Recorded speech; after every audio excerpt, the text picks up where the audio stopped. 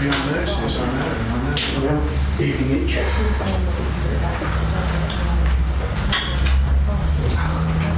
Well, it will be reassured of mergers. I mean, I can't honestly believe it. I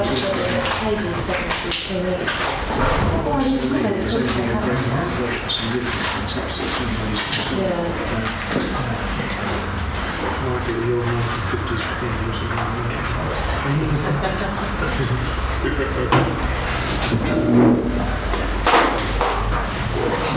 Pretty scrumpy then. Anticipating a long meeting there, are you? Oh, yes. That's not good, sir.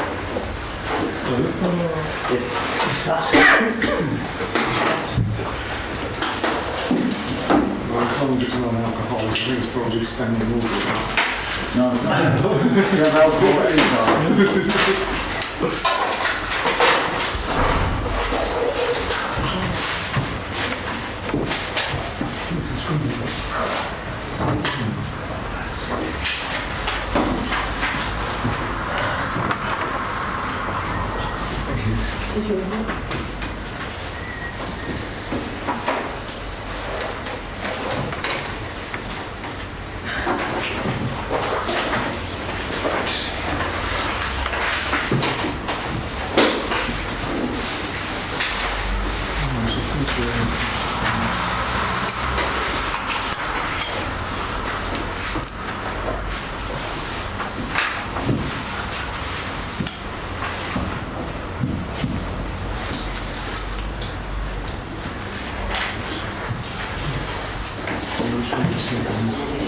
In the pictures?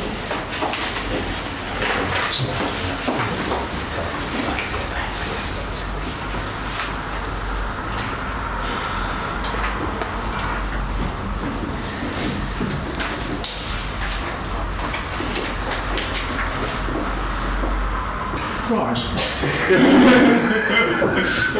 Good evening, ladies and gentlemen, and welcome to the members of the public attending our meeting. First of all, do I have any apologies for absence? Mr. Mallow's work commitments, Janet Martin's on to his own tenure due family commitment. Thank you.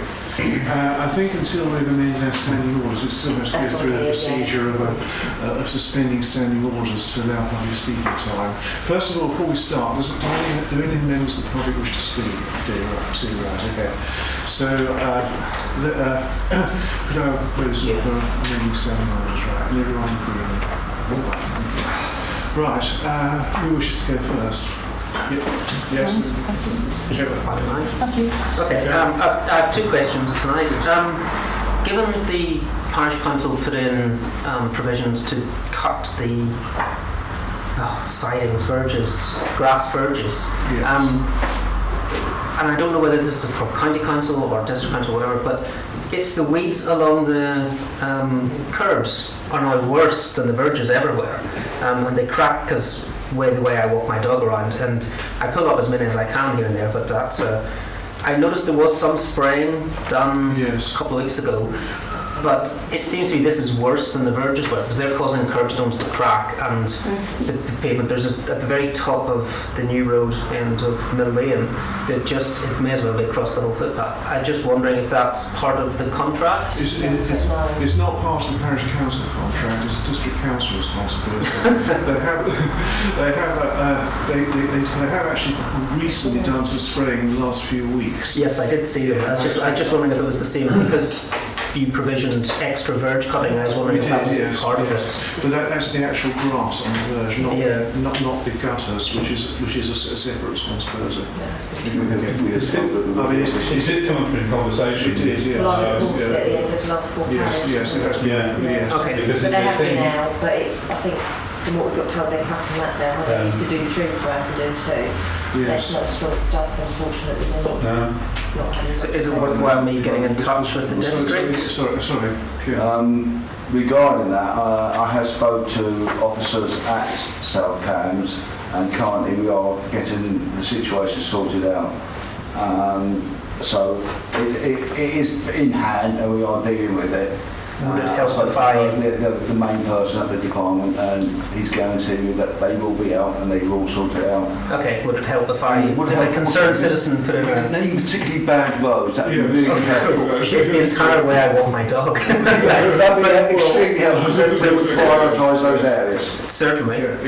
But in terms of South Cam's procedures, I think it's useful to know, does it make a difference if Mark actually makes a complaint to them? I mean, you know, is it worth getting a few members of the public to complain directly to Always. South Cam? No, always. No, but is it worth Yes. the hassle? Yeah, Do they have an obligation to respond, Yeah. or to actually, or does it just take up more admin time? Well, there is an online reporting system, so it doesn't actually add greatly to admin time because those are checked through anyway. So yeah. Yeah. Will it actually help? Yes. Yes. Yeah. The more, if you actually got more and more people Yes. putting in complaints, it would definitely help. Yeah. Okay. Okay. And you had a second point. Oh yes, this is a... has been mentioned before, but again, at the last annual meeting, whenever the police chief was in, we were talking about the parking down specifically by the post office. Yes. It is getting worse down there. Again, because I walk my dog, that's by the weeds down to the post office Yes. every day. And it really will not be long before there is something really bad happens there. And it's worse because I see the people tutting, overtaking the cars that are parked in the corner, and then pulling in straight away. And then there's complete lack of self-awareness there as well. But I was just wondering, would you consider reprioritising and getting some police traffic, because traffic wardens don't exist anymore, do they? No, they don't. No. Because it really is really bad. I mean, there was a scheme just run last year, which is closed now, in which parish councils could contribute towards overtime if the PC. Oh, so that was closed. That's when I was mentioned. That was closed. Okay. So that was a one-off experiment, but certainly if that was revived, we could look at it again. I did actually raise that specific point at the last neighbourhood panel meeting. There's one next week on Wednesday, I think, isn't it? Mm-hmm. Yeah. I won't be there because I'm on holiday, but it's open to the public, so if members of the public would like to go along and make the point, do feel free to. Yeah. I just wonder if policing it is a costly and possibly not particularly effective solution, whether there's anything that we could do in terms of public awareness, some kind of village-wide campaign to... Well, I have thought of because again I walk the dog and there's at least 4 cars on both sides of the road every day, and I did think about taking my camera and passively aggressively taking the number plates and putting them online, but that might end up having stones through my window or something. Yes. But it's really bad. I can't see how people can coming from the Black Bow, turning left down the lane, how they I do it just blind. wonder if it's worth doing a bit of googling, see if anybody's found a way of has anyone found a method that works? Has anyone found a public awareness campaign? And I think lots of us have passed those cars and thought about what we'd like to do. So is there anything that's legal and effective that we might do? I mean, the issue of photographing was actually, yes, I agree. Was actually suggested to the police. They discourage that because it can lead to aggression on the streets. Also, there's if you're proposing to put it on the internet, there is also a data protection. Oh, of course, I'm well aware of that, which is why I haven't. Okay. But then, what about? I mean, people put their blue badges there as well. Surely you can't park on a corner on double yellow lines even if you've got a blue badge. Yes, you can. Really? Right on the corner. No, you can't. You can park on double yellows, but you can't park right on the Because they do park right on the corners. Can I make a suggestion? Yes. Thank you. We didn't yes, okay. Go on, carry on. The floor is yours. Just as an option, would it be possible to, as a parish council, print some leaflets that were available to members of the public to collect, and they could just pop them on people's windscreens? That would mean that people... Well, Yes, that would. I think I would really want to run that past the police, and I think I know what the answer would be. But Just saying that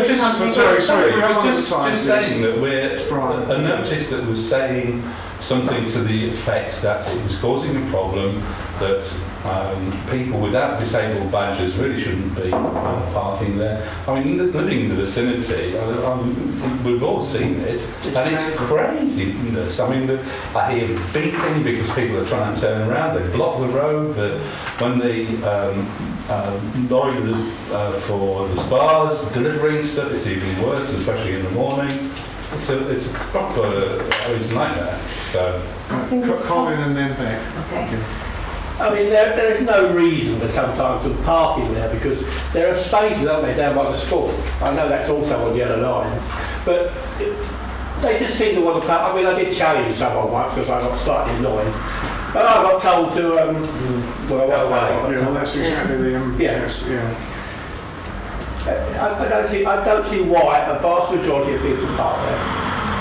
It's laziness. You're right. Pure and utter laziness. Right, Beck, and then I'm going to move on. Yeah. Okay. So I'm just going to suggest that I can see your point. I think it's slightly dodgy territory for the parish council to do. I don't think we can do something for sure. But there may be other village organisations or other people who would be happy to produce a leaflet that actually just explains to people why it's a problem that could be left under windscreen wipers. And I think that might, again, I think it would be nice to research it and see whether anyone's tried that and see whether it made any difference. But I definitely think, other village organisations might be. Of course, if the Sawston seems to run an article on it, that would be helpful. Yes, I mean, that's And get it out on, and the other thing as well is to, don't name names, but get it out on Facebook. yes. Let's all get on Facebook and raise our concerns. Right. Yeah. Okay. Right, okay, I'm going to move on now. Yes, then. Hi, so you all know I'm Yasmin Ensign. So I've come tonight as chair of Friends of Sawston Library.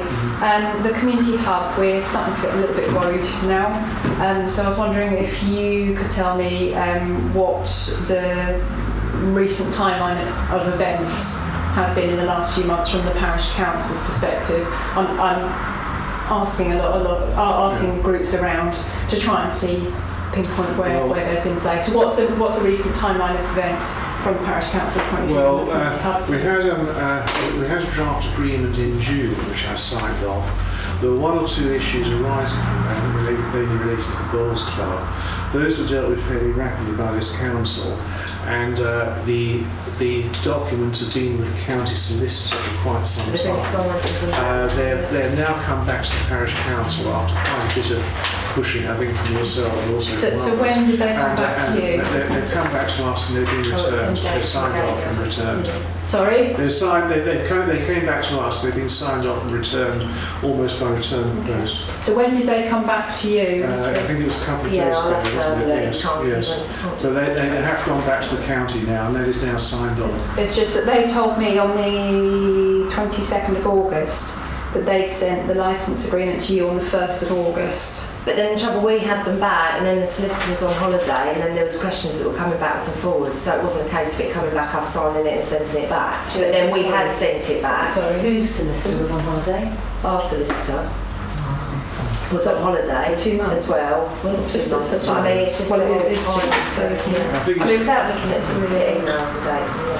I think it's with the county for quite some time. It was with the county because they chased it and their solicitors had it. Yes, yeah. So when do you think their solicitors had it? Because they're telling me a difference. Well, as I So said, when do you think they had it? our signed final document was returned. I'll check that. I'll have to go through it. It's very recently anyway. So unless you're in contact with the county today, that may be a little out of date actually. The recent one was June, wasn't it, with the original one? But it was originally, yes. The original one was June. But then they sent you something, as I say, the 1st of August. They told me. It took them from June to August to get it to us. Sorry, I can't. It took them from June to August to get it to us, so they had to check it through, so Yeah. we had to check it through. So that's a But you- reasonable so you- timescale. But you had to. So it was with you for from the beginning of June to the beginning of. No, we sent it back in yeah. June. Sorry, you. We returned it to them. How did you It was send? signed and that the agreement was signed and sent back, was it not? Yes, yeah. Yeah, but Yes, it so then was, they yes, sent yes. it to you at the beginning of August, a revised version. Sorry, We've had quite a few through. Yeah. Rather than just telling you arguing about dates, I'll have a look at my emails and I'll email Could you you as many email it dates. to me again? Because I did ask you if you could do I did that. send you, and Well, you then sent me see. one thing which didn't have the date on it, so you sent me something from Sheila, but Well, it yeah, I didn't have the date on it. So I just want to know the dates really, so that I'm fully armed to then go to them and say this isn't acceptable. Anyway, as far as we're concerned, it's now been returned. and It has. I returned, so I back in the returned it on Friday. She had the originals, and it's And that went was back to in- their solicitor, and they went for county council solicitor to make payment and whatever Yeah. they have to do, and then So Friday last week. That's because no doubt they'll say a different date. Yeah. well, that's when I That's signed what it you- and sent it back to our Okay. solicitor. Right. And you, The so you county's said got it, so then it goes back to our solicitor, and she sends it to. Because she deals with the county council She deals solicitor, not with us. We don't. I don't do it. Yeah. No. So I mean, there's not people involved. Yeah. Right. Yeah, First fair enough. Kira and then Beck. Yeah. I was just going to say, I think it's the concern is to make sure that we have that information lined up, because I think that there are elements within the county that are possibly making out that that the parish council were a big delaying factor in this, It's not and it would be good if everybody involved was armed with the full evidence that we weren't. That's I'll I feel share that's this what with it data. is. I mean, Please, remember going back to the source. Certainly when I was That's fine. presented with the original document in June, it was turnaround was less than 48 hours actually. Beck. I'm sure that all parish councillors will share what I think is our current concern, that no progress seems to be Yes. being made on this project, and that we haven't yet had an application for planning permission, Exactly, yes. which we Yeah. were assured some time ago by the project manager would be submitted in June, July.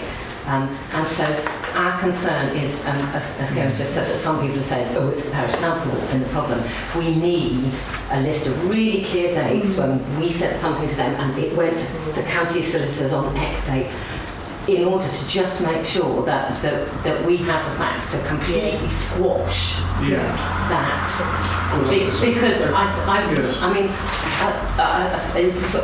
I think we've got to the stage where we really feel that we've got to start making a stink, or this project is going to be dead in the water, because if they don't start taking some action soon, then it's just not going to happen. And then we don't have a library, we don't have children's services, we're stuffed, and an awful lot of money and people's time and energy has already been devoted to this. And I think we have serious concerns about the project management from the county council's side. But if we're going to make any kind of complaint about that and raise concerns, we've just got to have I was completely unclear why the application planning condition was contingent on our returning the site license document. Quite. So there was never any doubt that that was not going to go through in some form or another.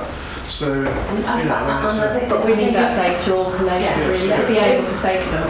But Yes, I think also if you have any points, any more points like that and that point, it's worth just putting that briefly in an email and letting Yasmin have it. And I think, when Yasmin put her piece together, I think we need to start pushing as well. yeah. I mean, if you drop Because as I say, they're putting the blame, Yes. well, they're putting the blame on you effectively. if you drop us an email, we'll try and get time. Okay, well, I've already asked Jo Yes, about. okay. Yeah, I've already Yes, done it's it. probably better to address it to Joe, so Yeah. I'm away for 10 days from Thursday, so thank you. Yeah, so if you could get me a really clear timeline of dates going through your emails, then that would be really very helpful, and then that helps me to put the case to the county council. Yeah. But as Beck says, we're quite worried about the project management side of things from them. Yes, And the more data we have from you, the more we can put on them. But I think we recognise we're it's not. a tedious task, but Yeah. we could avoid an awful lot of flack later if we can make our decisions. They'll just deflect it onto you. Yes. Nice. Okay, thank you. But Thanks very thank you for much. that. Thanks for raising that anyway. Are there any other public speakers? In that case, can I ask for a proposal to reinstate standing orders? Right. And we will leave it. Right, so do I have the declarations of interest for this meeting? I have item number 1 regarding hospitals as a spa, giving up more light and sun project spa.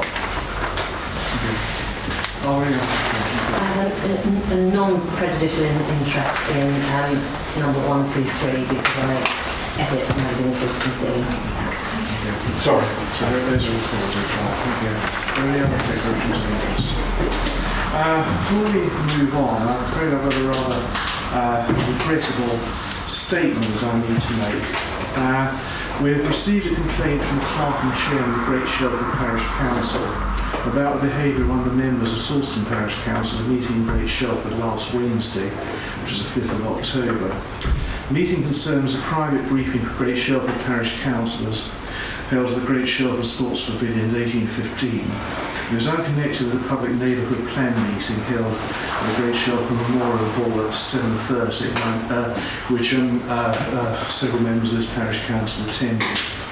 So I didn't witness it myself, but in the words of Mike Nettleson, the chairman of the Great Shelford Parish Council, this person was identified as a member of Sawston Parish Council. It accosted me on my way into the pavilion about 18:15. He was very insistent he wanted to attend the meeting. I told him it was a private meeting he couldn't attend. He then came into the pavilion twice. About around 18:45, interrupted the meeting and started filming on his smartphone. And according to Mike Winters, the Great Shelford Parish clerk, although there was no agenda for the meeting, as it was an informal update, this person demanded to see an agenda and tried to insist the minutes should be taken. We always enjoyed very good relationships with our neighbouring parish councils, and it's particularly important these continue, as we shall require cooperation with them as we prepare our respective neighbourhood plans. It's completely unacceptable, I think, that individual members of our council should take it upon themselves to interfere in the manner in which other councils choose to conduct their business and put those cordial relationships at risk. And I'm sure that we feel the same way if the situation had been reversed, and I would ask the council to condemn such behaviour and ensure that it's not repeated. Beck. I'm sorry, could you just go right back to the beginning of that and say, I'm not understanding why it was a private meeting attended by parish councillors? Well, it was a private briefing on a planning matter. It's an update, basically, for Great Shelford Parish councillors. It had nothing to do with this council at all. But why wasn't it open to members? Was it not open to members of the public? Well, no, that's. I mean, you would have to talk to the Great Shelford Parish clerk, but as I understand it, it was a confidential closed meeting. I think it related to a planning application, and that there may have been commercial or personal matters discussed. But I obviously don't know the substance of the meeting. No, I'm just puzzled that they're not making that point because can't any member of the public attend any meeting of the parish council unless it's specifically defined as a confidential one? Well, I think this was right. The meeting, I read a bit more actually, for example, there was quite a long email exchange on this. It said the meeting with the pavilion was nothing to do with the neighbourhood plan meeting at Village Hall. It was simply an update on a specific topic to bring some councillors up to date. No agenda or minutes. That's from Mike Winters, Great Shelford Parish clerk. And the use of filming, he says later on, the use of filming is a breach of data protection legislation as an unwelcome use. Perhaps we should discuss how this should proceed before the situation gets out of hand. I'm only repeating what I received from Great Shelford Parish Council. And I have no prior knowledge of this incident and actually no idea which council is involved. Until it's landed on my desk. But my question would be, why is... I mean, there is no situation in which a group of parish councillors from this parish council could meet as parish councillors to discuss matters relating to the parish council and say that members of the public could not attend unless they'd published an agenda and made it clear that confidential matters were being... I mean, you can't have a secret meeting when you're a parish council, as I understand it. Well, you'd have to take that up with Great Shelford Parish Council, as I said. But it concerns me that they're asking us to issue reprimands or make clear codes of conduct, but they haven't really explained why it was so important for that meeting to be secret. And I mean, am I wrong about this? I didn't think there was any way that we could And seeing as it was me, can I say something? I mean, if we're going to become, if we're going to identify individuals, what I'm proposing to do is to defer this to the end of the meeting when we're in private session. Would that be okay? No, there's no particular reason to do so. I prefer to say something in public because the situation, as you describe it, was not quite accurate. I was told by Mike Winter, I was trying to arrange a meeting before the neighbourhood plan and looking at options so that we could abut two meetings together, so a different meeting entirely. So I spoke to Mike Winter about possibly letting the pavilion before the neighbourhood plan. And he told me there was a parish meeting taking place, so it wouldn't, parish council meeting taking place, so it wouldn't be available. And I thought, as I was wanting to do some rounds of local parish councils, it was an ideal opportunity for me to go to a parish council meeting. And I got there, and the pavilion was empty. And as I was walking back up towards the Lodge Lane, Mike Nettleton, as it turned out, I'd not met before, was coming towards me, and I said, "Oh, are you going to this parish council meeting?" Then he said, "Yes, but you," basically got quite aggressive very quickly. He said, "You're not allowed to go to a private meeting, there's no members of the public allowed." And I said, "On what basis?" It's just a private meeting, you're not allowed, there's no public.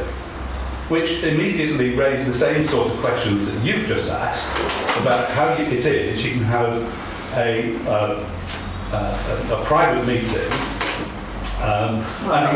You can have a private meeting, but you can't have a parish council meeting that's private.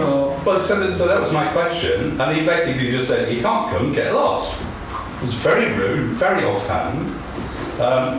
The description, as you have it in that email, that he was accosted.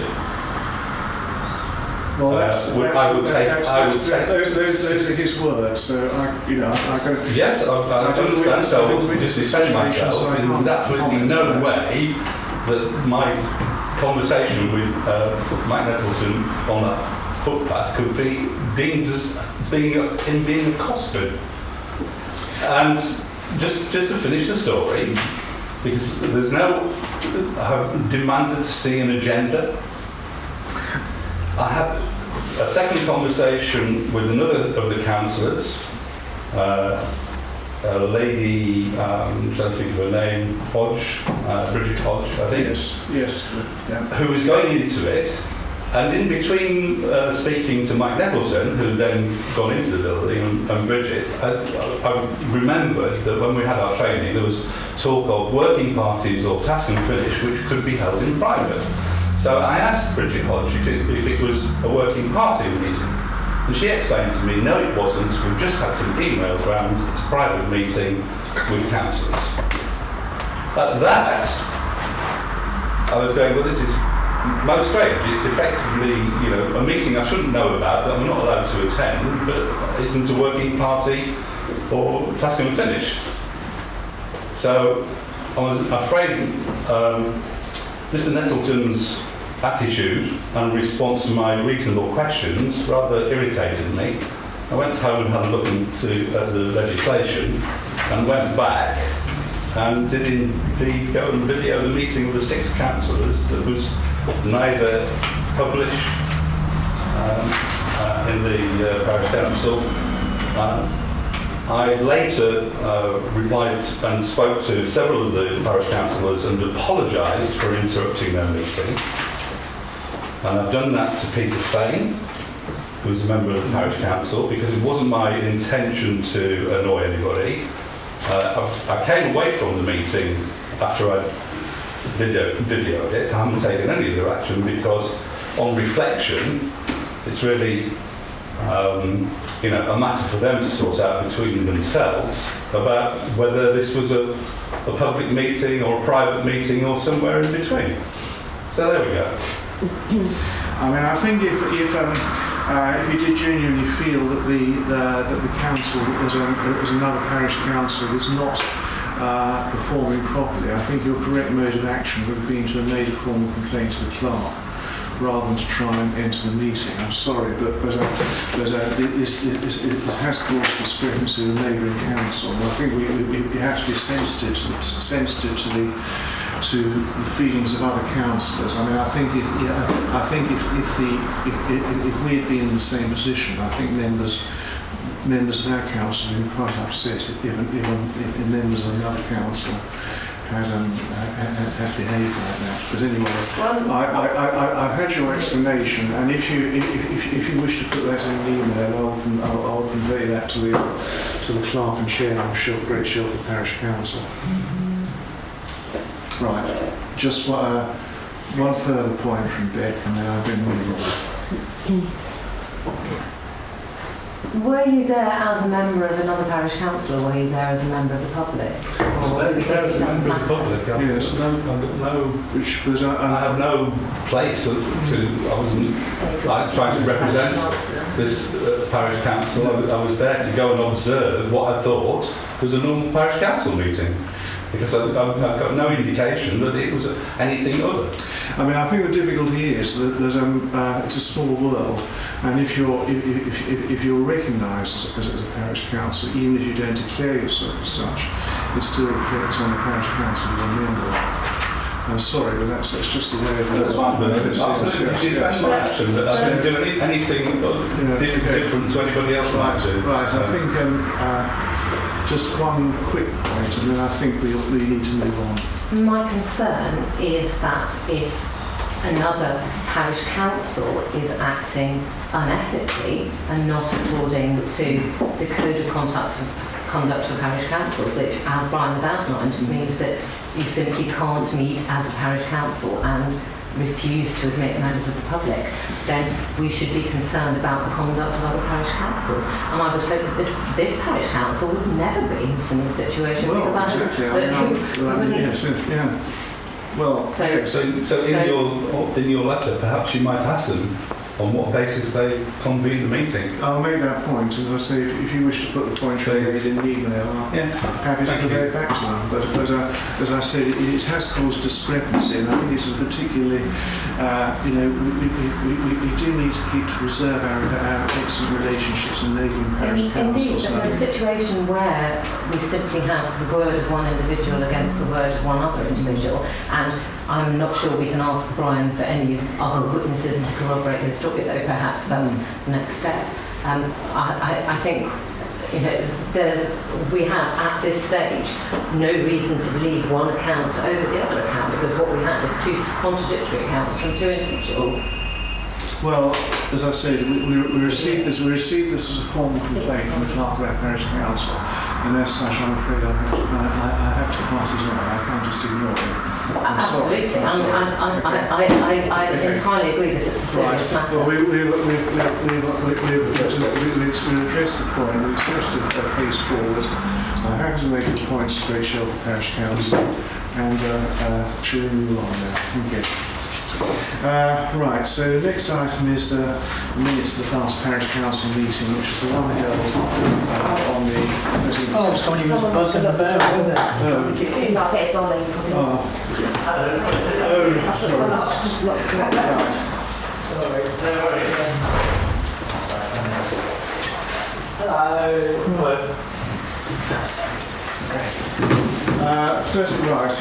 Minutes of the meeting held on the 13th of September, and as usual I'll go through those item by item. So starting on page 84, paragraph 83, 84, 85, 86 over the page, paragraph 87, 88, 89,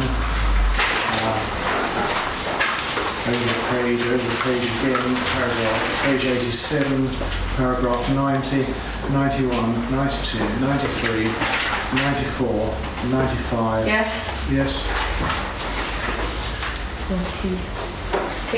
Which item? Which item? 95, is it? 95. In relation to the ownership of this piece of land, I just wanted to raise a side issue to consider in future, that the land, are we talking about the land in front of the spa? Yes, we are. The curtilage? Yes, yeah. It also has some defunct bike. Yes, Yeah. it does indeed, yes. And I think people have often wondered whether we couldn't restore those, and actually what you need to do is replace them with decent bike racks. But can we just bear that in mind when we find out the ownership I of was the going land? to say, yeah, it's an agenda. I think we Try and have. progress. It's an agenda item Yes, there, so yeah. Yes. The BT phone boxes under 96, 97. No, sorry, Come back 96. about 96. Yes. There has been I agree with this, but there has been some feed There has been, yes, from the yeah. public Yeah. about concerns regarding shutting these or having these phone boxes taken away, because and actually it's a very valid point, is people that are suffering from any form of abuse, it can be their escape route and their channel for getting help.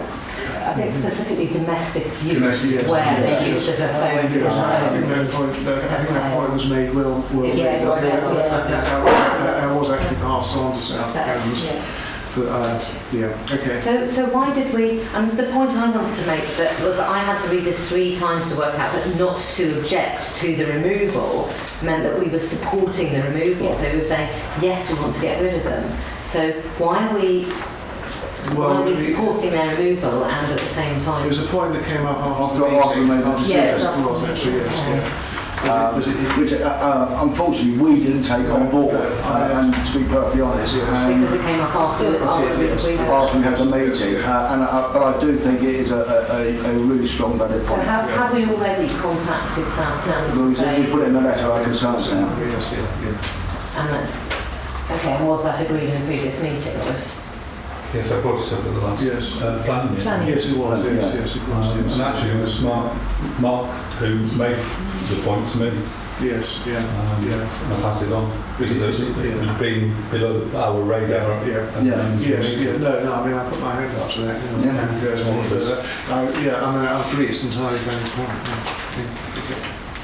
yeah. 97, 98, yes, 97 is actually on the, sorry?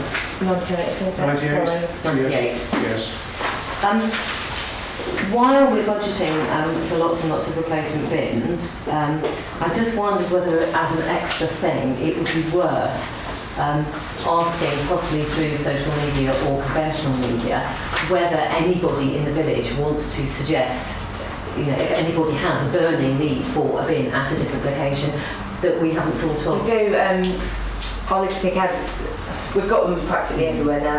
There's quite a lot of them, but I have asked him to highlight areas on his route when he sees there's rubbish or something, because there's sometimes he'll see that we obviously need a bin in a certain place, so he is looking out for that. But we have had an occasional request for an extra bin, haven't we? And we do put them in when we get to West, we put them in. Well, We always have Yeah. spares. But could we, you know, while we're doing the bin spend and replacement, Oh, we've done it. This is Yes, could,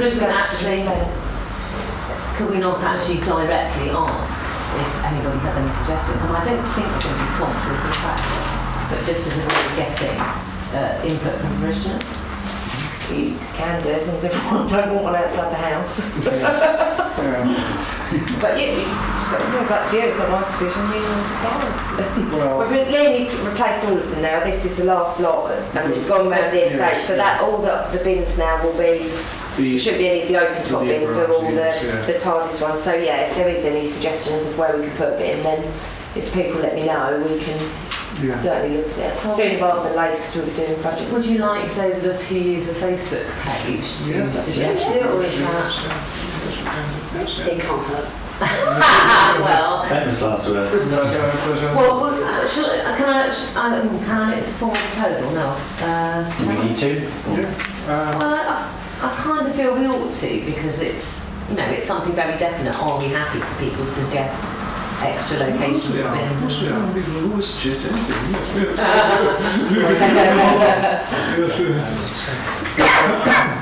Yes, I Well, mean, I think shall I propose that? Yeah. That we actually ask for input from commissioners, just in case there's anywhere that we've missed. Yes, But I think, you know, I mean, obviously asking them to pick up notice any areas where there's lots of missing. so propose a second.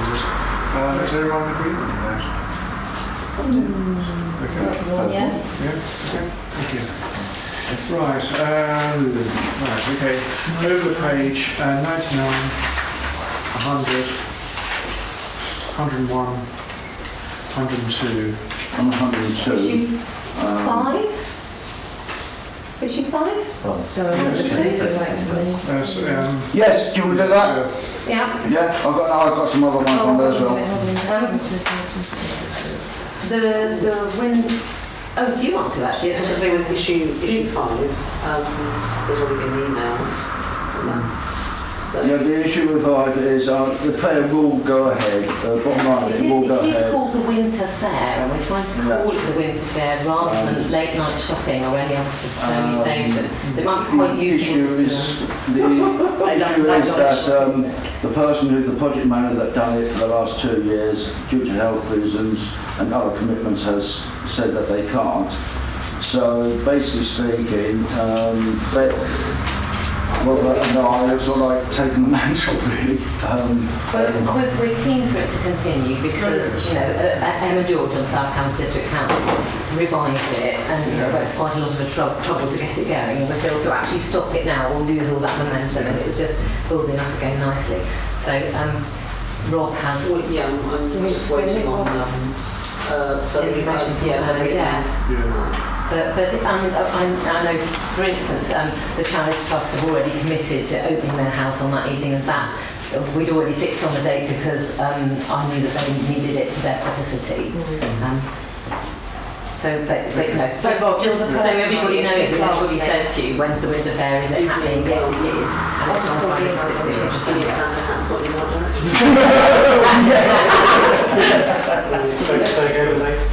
Friday the 16th of December. Oh, is it? Well, that's a week later than the usual 9, isn't it? I mean, the second Friday, which would be the 9th. Well, the lights will be up. I mean, that's okay. I mean, I have no objection, but I mean, just pointing that out. I think I like Christmas to be at Christmas. I was not happy to put Christmas decorations on sale in Buttons when it's not even It's already Halloween yet. Christmas. It's already Christmas. I won't tell you when the lights are going on. I think Christmas is the only one. So There's one outside your house. On issue 6, you'll see that these signs or the banners have been taken down from Barclays. There have been some others that have wavered in somewhere, and the district have gone on and sorted those out. One thing is, I'd like to bring to attention is if we can let the public know that if they do want to put banners up, to come and ask the parish council, especially if it's a charity. Generally speaking, we're pretty Because I'm sure it's them do now. Get on to it. but there have been a few that have been sort of like, if you like, fly postering, and they have all been removed now. But the parish council can't give permission. They don't No, we really have a want policy, they usually Yes, ask because yes. they put it on our land, don't they? Yeah. Or right, they put it on our hedge, but they like the Yes. school would Yeah. ask. There is this grey area in the Yeah. legislation where posters which relate to local events are permissible, and without planning permission. Item 4 was dealt with, I think, within bounds, within the 5 limits anyway. Does everyone accept those minutes as an actual second? Proposed, so it's proposed by Alison and seconded by Rob. So is everyone in agreement? Yep. Right.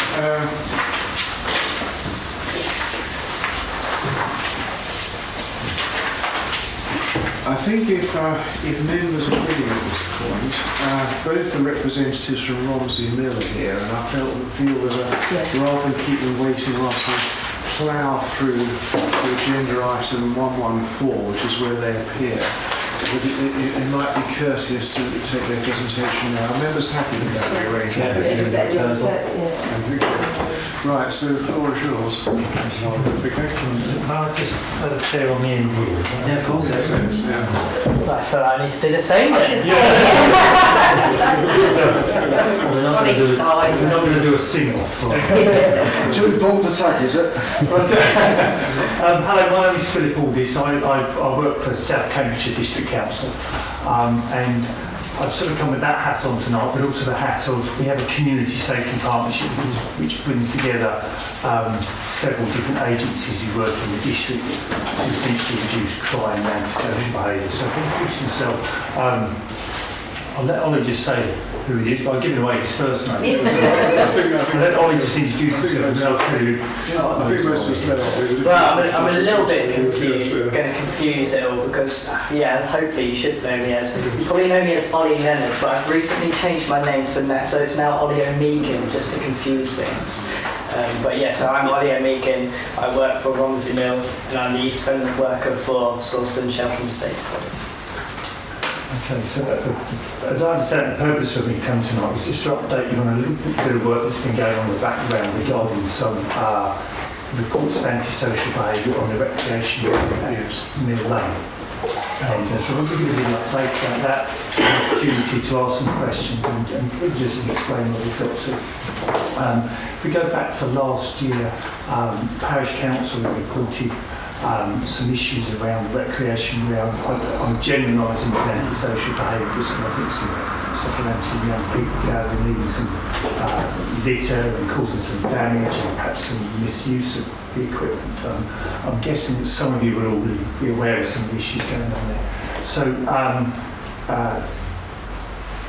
what happened, I think it came by Joe to the police sergeant who was Sandra Davidson at the time. And one of the things about the partnership I mentioned, there's a monthly meeting which gathers together all the people working on different things in the district, where we say, okay, what are the issues cropping up in the district at the moment? And that's where it came to our attention. So initially we started to look at some solutions for that using relatively new legislation that are coming out. I say relatively new because, as I'm sure you'll be aware, sometimes things appear with a date and then it takes a little while for it to actually trickle through into reality. So the Antisocial Behaviour Crime and Policing Bill 2014 introduced some new powers around antisocial behaviour, as well as covering some other things in it, but my interest was antisocial behaviour. So those two things probably came along at the same time of, okay, as a partnership, was there anything in there that we could use to try and address some of the problems coming out? And then over the course of last year, we started to look at, if you like, three ways of approaching it. One was trying to target the individuals who may be behind it using a power called a Community Protection Notice, or CPN. We also started to look at I don't want to play acronym bingo here, but I know what happens. Something called a PSPO, which is a Public Spaces Protection Order, which essentially is where you can draw a line around a map, as it were, and say, right, we're going to set some rules for this area. So we started just to look at these things to see what was possible under new legislation.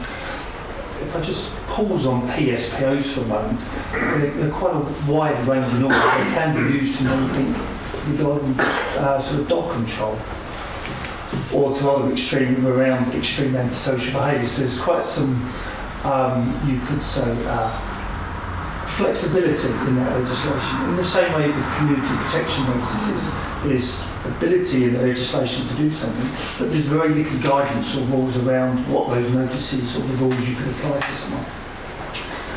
So there were two pieces of legislation we were looking at, and the third element was to try and make some contact with the young people or the groups involved in the activity.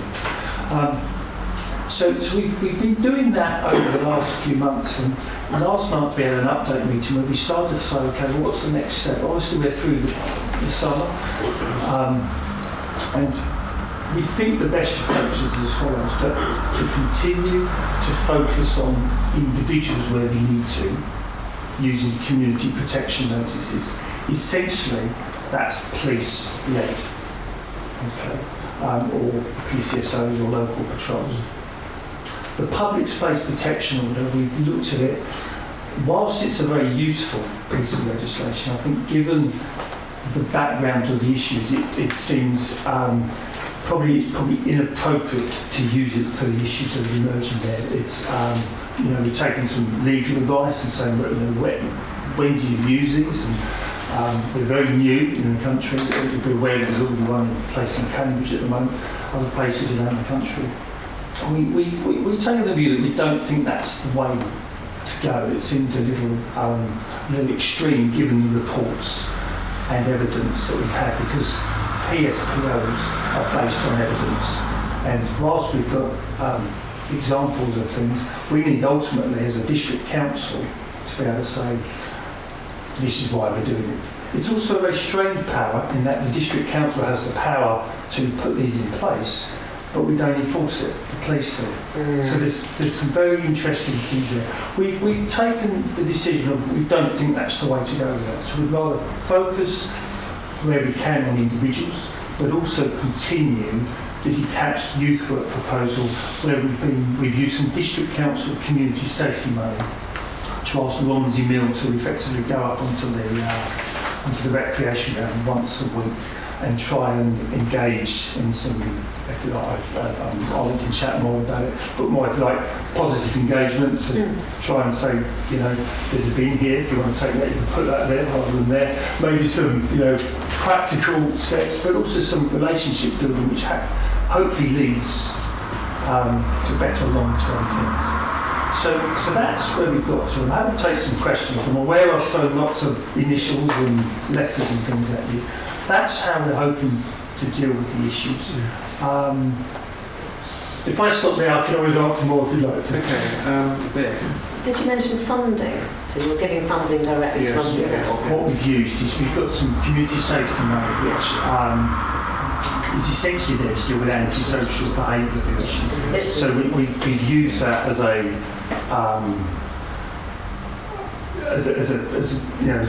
an opportunity to get someone to help to do and something. are you able to make a long-term commitment to funding? Because I think... it's obviously difficult when the person who I fund is considered the other end of the spectrum. Oh, yes, I'm sorry. But what I can say is, we funded for this summer. I have to say, it was exceptional value for money. I have to really say that, and it's not just because Ollie's standing at the other end of the table, but I do genuinely mean it. I think Romsey Mill have put in more than we paid for around that. Around the number of hours that we originally asked for. So I would like to, I've got some budget and I'd like to continue to do some more. I'm assuming we go through the winter months. I'm aware that Ollie's got shorts on. I don't know how they encrypt it. That's why it was short. I hope they're not picked up on the camera. But so yes, there's long term. I'd certainly like to think that if it works for yourselves as a parish, that yes, I've got some money to secure Romsey Mill for to get us through to the other side through to next summer. So So I think at this point I bring Ollie in so that he can say what he's been doing. Okay, shall I talk briefly a bit of the overall work? Yeah, sure. Yes, fantastic. But to start with, thank you very much for inviting me, guys. It's great. I mean, we always send in those reports and things, but it's great to see you guys in person. And you really guys do contribute not just to a specific project, but you do generally go. You're part of the big story, as it were. So just to give you kind of an overview of what we do generally, so I've got a little report of my particular area we run from the academic year. So this is a little bit out of date now, but it's from September to August. And we engage with 151 young people, so that was a regular engagement with them. And of that, 97% are the target group we go for. So we try and outreach to the hard to reach, marginalised, disadvantaged kind of young people. So that was great. In terms of delivery, we've done, nice round number, 500 hours and a half. That's very precise. Our customer satisfaction rate is 8.7. Still need to bump it up, but that's still pretty good. We've got a load of range of open access activities. So this is where young people come together as a group, really. So one being the Thursday Youth Club, and then we've got so the Thursday Youth Club is for the younger ones. So we're trying with that one. We're trying to do prevention rather than response. So that's the aim of that. We have a group called Red, which came out of a group of young people we met at Sawston Parish College in year 11, who experienced a lot of mental health but were struggling with the pressures of the exams. So we just temporarily we started up this group, but they've all split away now. But actually, they wanted to keep it going, so that's where I've just come from tonight. So that's fantastic. Yeah, and then we have the Friday Youth Club as well, and then a football group. We're just about to start up a skating project. That'll be on Wednesday after school to engage those who love skating, but as you can imagine, there's not really any ramps or anything like that exciting enough around it. Or roller skating. So the plan is to get a bus and we're going to ship them around to different places. We'll go with them, don't worry. But yeah, and take them around Cambridge. So that's the open access stuff we do. But with that, we do a lot of trips, we do a lot of social care, a lot of mentoring, a lot of one-to-one support. We do detached work in Sawston Parish College, and as Phil's alluded to, we do detached work on Thursday evenings. So that's great. And then, as I said, we have a load of trips we've done. Right down here is fantastic. We actually have 13 young leaders, which is really quite a high proportion when you look at all the other Romsey Mill groups. So we've got 13 young people we've identified as people that could either got the leadership ability or skills or whatnot. And we're just trying to invest in them as young people, take ownership of what they're doing. And so quite a lot of them come from Sawston actually. So that's fantastic. They also together are formulating a group and they're working with the Playscape committee in Great Shelford, and they want to. So they've given us the corpse on the Great Shelford wreck, and so the young people have been designing it and trying to work out how to develop it. So we want to keep it in a wildlife area, but again, that has come from them. They wanted to give something back to the community, and that's how it started off really. And we've got 3 Indigenous leaders, so those are people who are over 18. In fact, it's probably about 5 now. But over 18, who are not quite, we can use them as staff yet, but they're certainly on their way to go. In terms of the football group, I just highlighted a few stats that were interesting. So 82% of them expressed an improvement in their ability to control their anger. On the Thursday night, we've met around 56 young people over the year, and we have an average of about 34 people each week. And the average of that youth club is, in terms of customer satisfaction, is 8.56. In terms of that red group I was talking to you about, the ones with the mental health issues, quite a few of them have very, very severe mental health stuff. 71% of them expressed an improvement in their happiness, which is fantastic. We met Heidi and came and saw our YAP committee, which is what those young people, basically like this, but young people version. And Heidi was just really impressed. And she said, just imagine if we could harness the skills and passions of the young people to help their communities. Well, that is exactly what Romsey Mill are doing. They're getting involved, standing up as young leaders, and we should be very proud of them.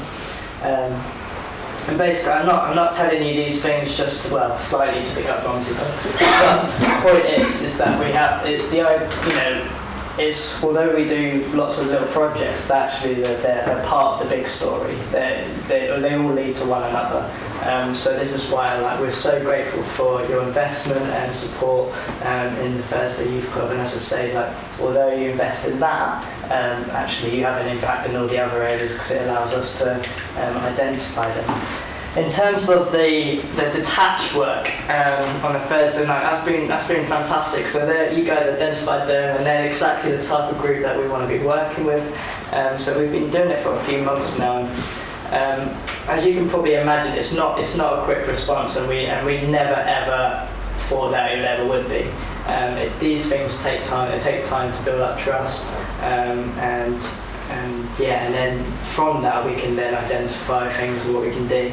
It's been really great. So it's, as I say, we've been working out there, we've been going out at night, and we've been meeting them on the wreck. And as you can imagine, it started off quite just getting to know them and have a lot of fun and stuff. But we've recently had really great conversations, and I genuinely mean this. It's been like long conversations about the police, long conversations about aspirations and jobs and things like that. And I've never done this in any other job, but you know, I want Rebecca to come because Rebecca Parkins is fantastic anyway, and I think we're ready to, like, what I want to do is try and help them recognise that actually, you know, the police are on their side, and you know, you guys are on their side, and we just want to support them and love them, but they need to play a game with us and, you know, help themselves really. So I know, I definitely understand and recognise that the issues are still there, but I think we definitely are making progress. There's one particular young person who would recognise as the leader probably of the PAP, and you know, I'm hoping to meet up with him very soon, just me and him. Don't know what will happen again, but it's just starting to you know, form those relationships and see what comes of it. I know collectively they've said that they wanted to do a boxing group, which is great, but I don't know how reality that can be. I'm certainly looking into it and looking at newest ones and things like that. But the point is, they're starting to think about doing stuff productively. So yeah, it's still early days, but as I said, but they are the group that we want to as a heart for, and we want to invest in them. So yeah, so we're really excited to work with you guys and Phil on that. Thank you. How many questions? Would it be appropriate to ask us some specific questions about the sort of figures and costs that you've given us? Yes, yes. One thing I noticed on your statement of costs, which I noticed last time as well, is that the overheads are quite high, and I think venues are part of that. I was just wondering, you know, whether there's anything that either the parish council or people we know in the village can do to help with venues or to help you find cheaper venues, or I don't know whether that's feasible or not. And the other thing, there's quite a lot of admin cost, and I didn't know whether you might be able to use any voluntary help, and whether we could help you find voluntary help through the village. We're great questions, absolutely great questions. Unfortunately, I don't know the exact numbers. That gets done by Mike generally, but I have seen it. In terms of the actual cost, I think you guys invest a third of what it actually costs overall to run it. I'm not sure how much it costs for the actual venue itself, but the venue's always been a tricky one because so we were originally in the Marvin Centre, as you probably are fully aware, and we had to move out there just because it wasn't working, because whenever there was a show going, we had to get kicked out, and it just wasn't consistent. And so that's why we moved to Sawston Church now. If anyone has got any suggestions of a venue, that'd be great, because actually, like, I know Sawston Church, from my point of view, it's not the best venue. It's not an easy venue to look after. In terms of staff, we have 10 volunteers, not at Thursday Youth Club, but overall. But particularly the Thursday Youth Club, we are looking for volunteers. We put out ads a couple of times throughout last year just to see if we get any response. We haven't got any. I don't think, for example, I don't think I've seen anything in the Village magazine. Okay. So there have been articles being put in. Yes, sorry, you're right, there was actually. But I think, yes. which is, you know, suggests amazingly to Sawston, is that there's fantastic groups already in Sawston. It's important to recognise that there's brilliant groups already, so I think the ones that would generally volunteer are already volunteering, so that's part of the problem. But yeah, we're constantly looking for volunteers. In terms of the admin side, I'm not sure, that's just a Romsey Mill, however they break it up. However they've worked out, unfortunately that's above me. Yeah, I think if you, for example, you know, if you have a sort of a bit of blurb about the kind of volunteers that you're seeking. So, for instance, some of us here are on social media, and there's a very active Facebook group for social media, and that would be a very good place to put a call out. I mean, that would actually probably be more effective than the Village magazine, because it's a much better demographic for that kind of thing. That'd be great. And as I say, we're looking for funds, not just to make it run, but we're actually looking for what you just said. We're looking for people who've really got that right mind, and we want them to get behind it and be actual staff and invest in young people and be positive influences in them. So, and if such volunteers do come forward, you arrange for CRBs and stuff? yeah, so everybody gets DBS. But I think about venues as well. I think there is probably enough people on the council with sort of various links with the different churches and who know about the different venues in Sawston. That if you just, put together a quick spec for, what it is you're looking for, and if there are problems with the Free Church, what would be actually a better venue? Then That's a really great point. In that case, could you possibly send, if you've already got his email address or contact details, could you send them round?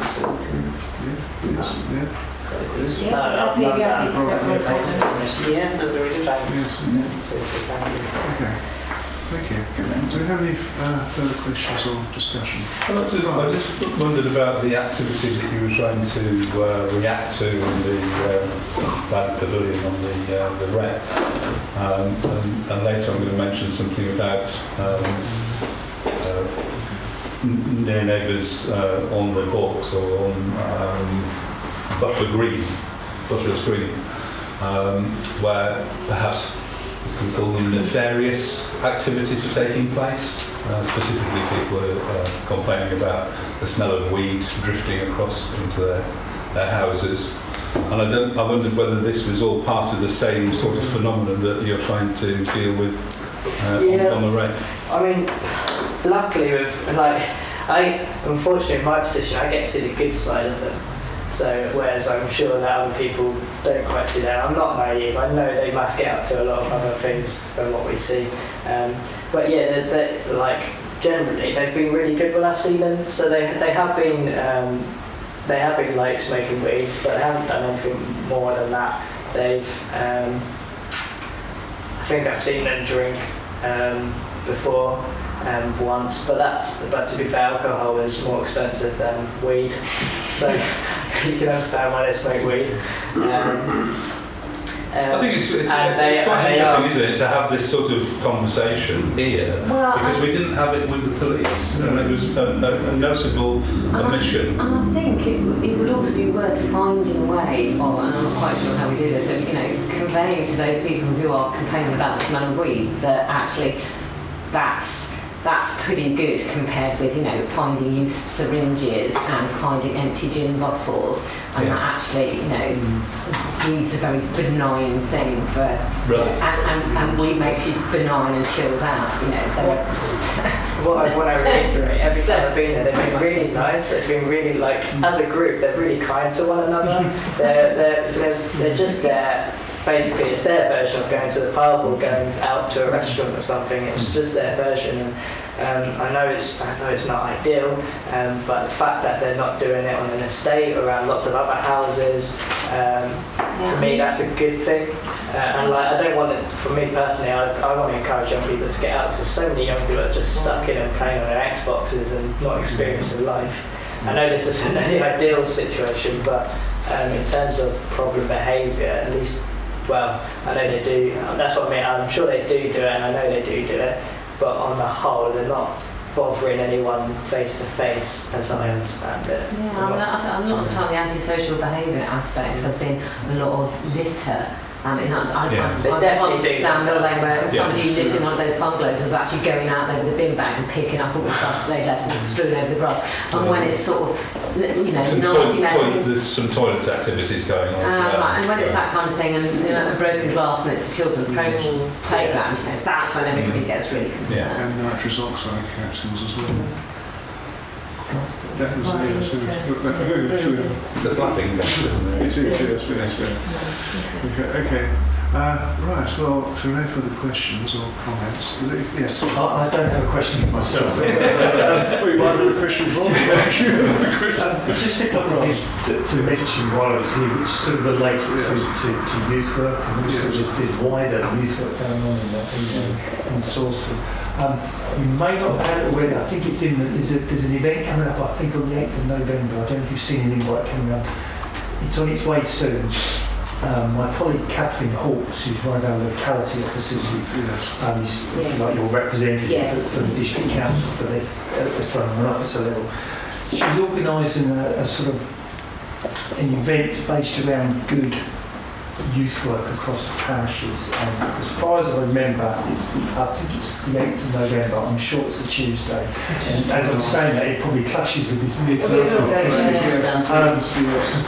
But so you're aware, you can get really right, and it's almost like an opportunity to connect with other parishes to see what they're doing around youth work.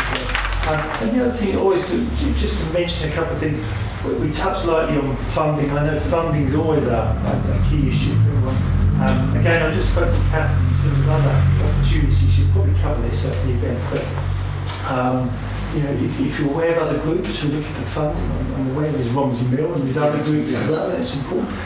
There's the community chest, which is really supported by the district council. You've got a county council youth representative. I'll probably just done a great disservice with the job title. Amanda Sylvester covers this area. She's someone who can offer access, support. I understand there's another conference again. I don't know if the invitations went out, organised by the county council, and I think they're mentioning about I think it's called the Innovation Fund. I think there's again some funding period. There's a conference invite again. And Catherine was mentioned, don't forget grant grabber. I'm guessing it's a piece of software like a game or something.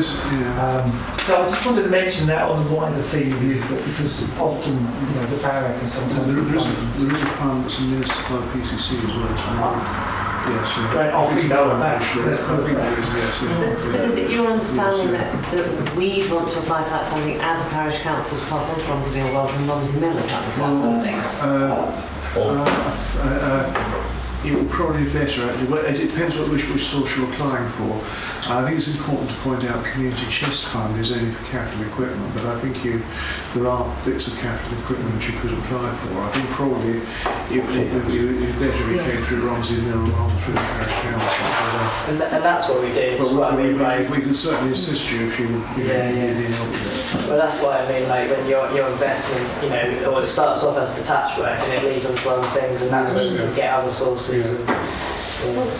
I suppose the Community Chest Fund is exhausted for this financial year, so that will be from April. And I would suggest if you do want to put in for that, that you do it very quickly. You should get it in virtually the 1st of April, because normally by the second meeting, which would be sort of late July, the fund's gone.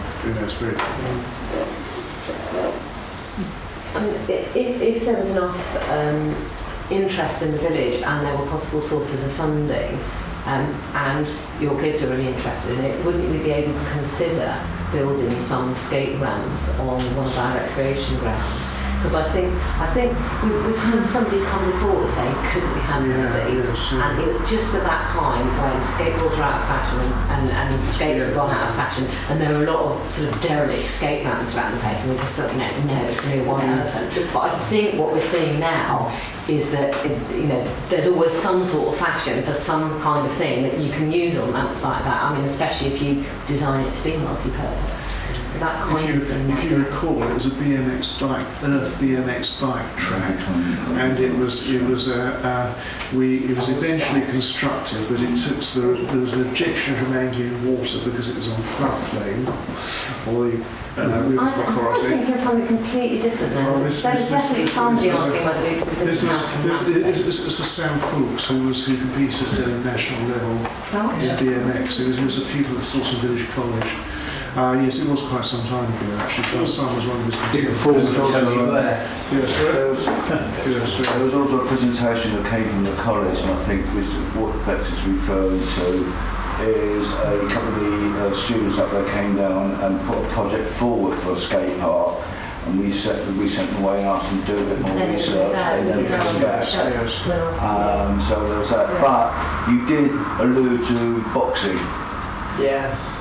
Which, as you said, it was their suggestion. Yeah. I mean, I'm sure that when you get all the information and the costings and everything else that's involved, if you come back to us, we could certainly look at helping in that sort of area. If that's something that's they're suggesting. Yes. So yeah. I've got to say, it's something of a contentious sport choice, quite frankly. Well, Yeah, I think those were the things. That's a good management, I guess. Because also, it's good argument management sort of thing, isn't it? It's It one of takes those that things, frustration. like, I used to box myself, and I've never been, I like to think I've never been a trouble kid, and I started it, and I realised I can see myself getting more angry, and so I know where you're coming from. But I've also done... But particularly contentious because of head injuries. Well, I But anyway, I've done this with other young people, and it does change people like that. It really does settle them. But I'm sure, you're going to go away and do the research. Sometimes I need it whack around the head, though, to be fair. It's obsessed. Kevin, you can come along and... But I mean, if for example you use the equipment, that would perhaps something specific. That's really good.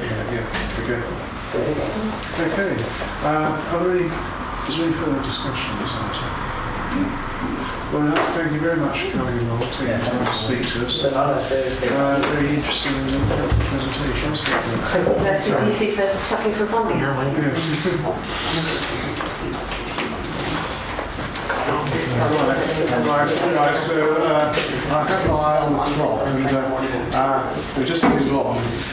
The item 108 was a mistake. We did actually do the report to the Finance and General Purposes Committee in the July full Parish Council meeting. Yeah. That was, yes, we did. That was so if we move on to report for recreation legislation. And we start on page 1, agenda item 1, 2, 3, 4, 5, and there is a recommendation in 5 that we purchased two signs for Orchard Park, asking people to keep their dogs on lead and to clear up after them. That is, as I say, that's a recommendation. Well, it was, but I haven't had wording yet, so I I'm haven't. so sorry. I got the- thought it was tonight, and then I thought, no, it's not until the next recreation. So I do So apologise. Do you want to refer to next fall? do we need to refer this back to recreation for the wording? I mean, I don't want to make too big a meal of this because it's. I mean, I can just get I can go to the sign people, because obviously they do these all the time, and ask them what he recommends for the area. I mean, there will be standard signs for this type of thing. Yes, Right, hold on. Okay, so right, so that will have to come back to next full parish council. Well, yeah, because I'll have to get Because prices. it's a financial matter. So the allotment skips, that is also a recommendation for full parish council. Cost of 200. I think it's a little bit more than that actually, isn't it? When you No, I think that was... oh right, okay, okay. Yeah, that is the price. That's the price each we have too. Right, yes, okay. How long was it there for? Sorry. Oh, not long. Can't give you that information. Have you got an allotment? So, as I say, that is a recommendation to this council. So sorry, is it to have two skips at We have the allotments, so everyone's clearing the skips. So what happens? Right. We have a skip in. We let everyone on the allotments know the skip's there. Right. They fill it up, and then they come taking it away and replace it with another one. But it's all Right. done quickly. Because obviously, it's So it's like use of the allotment. 2 week period? No, Oh, days. quicker than Because that, it, sorry. well, because otherwise you get fly tipping, and then All we right. get Oh, mattresses and all sorts. So it's literally for allotments and Yes, a couple of days over the weekend. as you know, if you ever had a skip, I do, yeah. to recycling centres. Yes, So we just need a vote on this. right. So is there any further discussion about this? So all those in favour of the recommendation? Thank you. Thank you. And that was unanimous. Agenda items 7, 8, 9, 10, 11, 12. That was more signs as well. I was just going to say 11 was, but I'll do that. I'll get them together and then I'll do them next week. If I look at it at all, Joe, I'll try and look at it first thing tomorrow morning. Yeah, that would be good. Then I'll get Okay. them. Yeah. 12, 13 and 14. Is everyone happy to accept those accurate recommendations? Sorry, can I take the vote again? Sorry. Those right. Yeah. And Thank you. right, so planning and environment, meeting the 27th of September. Page 1, agenda item 1, 2, 3, 4 and 5. And there was a recommendation of producing a neighbourhood plan, really a group to investigate the practicalities of doing a neighbourhood plan at this time and to initiate the project, as it were.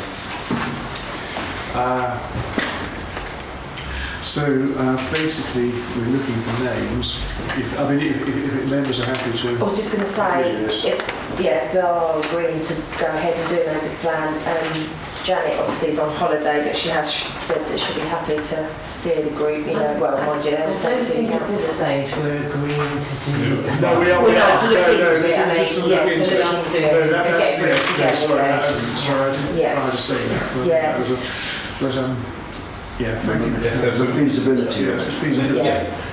that would be Okay. decent extra. So I should think probably about, at this stage, I should think for this initial group, about 4 or 5 councillors. Well, they said 1 or 2 councillors, Well, because it should be led by the parish council. No. This isn't the Internal transaction. This is an internal deliberation. Yeah. to look Well, at. whoever wants to do it.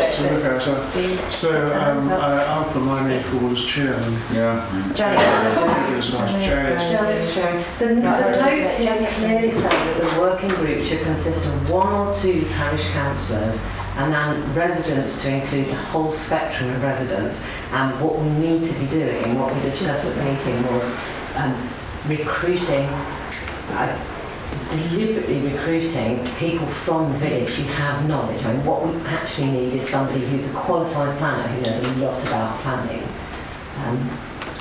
Well, I understood this actually as being prior to that Yes, stage. me too. I thought we were looking at whether there was enough Evidence. momentum inside the parish to drive it forward, and that could also include going out to the public as well. But then isn't that going out to the public, is that not the start of kind of doing it? Because that's what I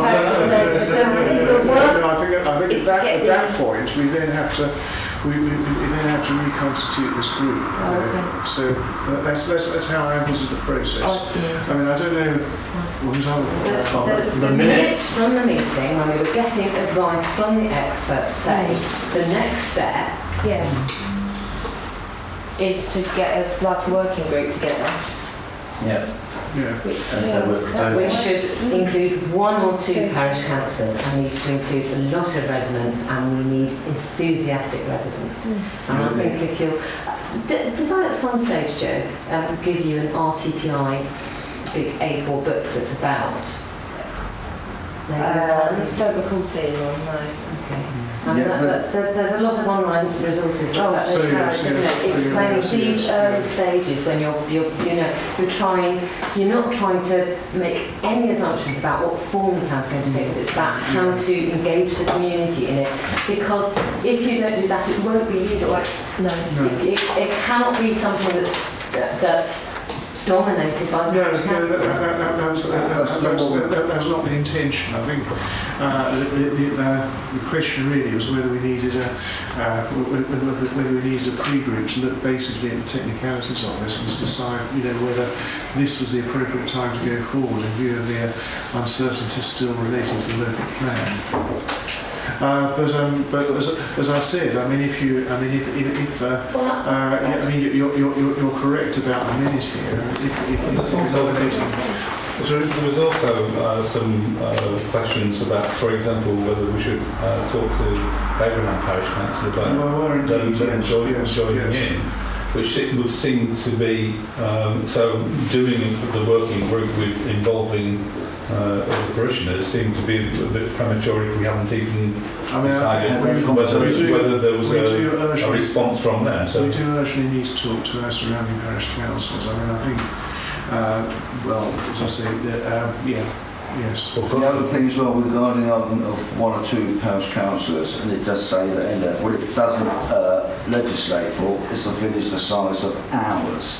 That's generally for a parish council that's much, much smaller. People who are giving us this advice were sitting here and knew about the sort of I'm perfectly at ease with that when we actually start the process. But I'm just slightly concerned of of having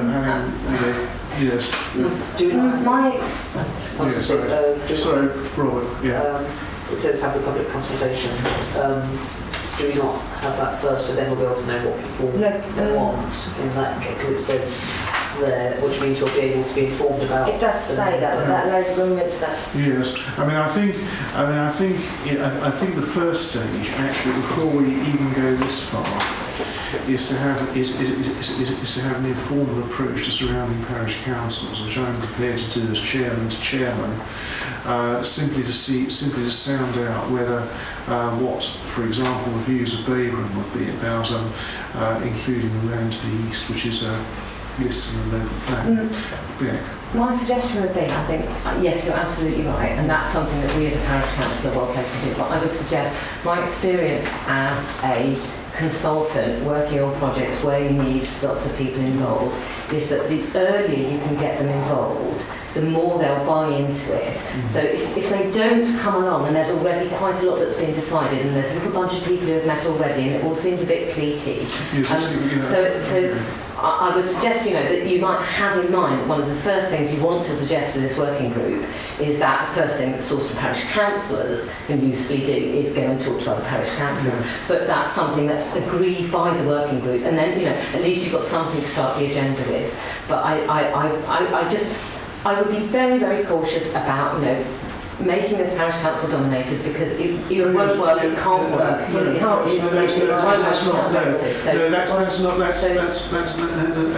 not the intention. But I would get people involved first, and we need to start looking for people with expert knowledge in the village. And use all the means at our disposal to do that, which means, again, social media and I think there are particular difficulties in our plan because of the areas which are outside our parish boundary. So it's not just a Sawston Parish Council at this stage project, and I really like to have informal talks, certainly with Bailey, possibly also with Pampersford. Very informal, just basically to inform them that that's the way we're thinking. Because what would be unfortunate, I think, would be for us to start having meetings within Sawston for how many people you have, and for that, for news of that to get out, and then for those parish for Bayram Parish Council to think that we're effectively making a grab on their territory. But there might easily be somebody in the village who's lived in a different parish where they've altered parish boundaries, who knows a lot about it and how best to approach it. It is, I think the situation we're in, certainly in South Cambridgeshire, is quite an unusual one actually. So you may be right. But we don't know until we ask. Yeah, sorry. Sorry. I was just thinking about the time, but it seems to me that unless we have some idea of the sort of things we could be discussing in a neighbourhood plan to actually present. So, for example, we had discussions about the possibility of an economic development area, which came out of the meeting in Sawston that I was unaware of. So when we were talking in the planning meeting here, about the possibility of maybe trying to foster a more thriving and prosperous high street, then if that was a possibility to include that sort of item in a neighbourhood plan, if you could present that as one of the options. So what I thought that we were talking about was getting a meeting of us together where we could go through some of those issues and then be able to have a better discussion with people who might be interested in the village to make those things happen. So is our first step to just formulate a little document to encourage volunteers and work out? That's what I thought we were doing. And also, I thought we were doing. and also to make the approach to other parish councils as well. Yeah, simultaneously, we're doing that. Yes, yeah. Well, in which case, should we not change the wording of the minutes? Because the minutes of this committee don't seem to accurately convey that. No, And also the recommendation. Well, if that's an accurate record of what was said at that meeting. Well, no, I think so. My thought here from that conversation was that when we get to a stage where we are pulling a committee together to do this, to do the work, then you have maybe one or two parish councillors, but predominantly other people from the village to do it. yes. So it's a sort of two-stage process. So in which case it is the recommendation that needs to be reworded, because currently the recommendation is to form the working group, i.e. the thing previously outlined. And it also doesn't mention contacting other parishes, which if you discuss that in planning ought to be in the recommendation. Yes. So a rewording to that effect. So, I mean, I wasn't at the meeting, but on the basis of what we discussed, if we change the wording to say, to recommend to full parish the principle of producing a neighbourhood plan, to agree to making informal contacts with neighbouring parishes, and to set up a working group of councillors to bring a recommendation, or to Yes. Can I just ask what we mean by recommending the principle of producing a neighbourhood plan? What does that mean? well, do we want to bother going through the process? I mean, there's a cost involved. Well, I think. Didn't we agree to start investigating whether we wanted to produce a neighbourhood plan? Well, yes, and whether we wanted to start producing a neighbourhood plan at this time, or whether we wanted to wait until there was more certainty from the local plan process. That's the And question to that's see been how many people hanging over would get this. involved in it. Because if no one's interested in doing it, you can't. sure. But then, as Beck says, full parish is being asked to vote on agreeing the principle of producing a neighbourhood plan. It sounds as though we're not at that stage yet. No, I don't think we are. Right, what do you want it to say, and I'll change it. So take out the Feasibility. so take out the agreeing the principle of Feasibility producing. at this time. Feasibility at this time Mm-hmm. of producing neighbourhood plan and set up a working group of councillors. Yeah. Yes. And to contact informally contact neighbouring parishes. Right. It's not. It's to start recruiting the working group, I think. Well, I see that as the next stage.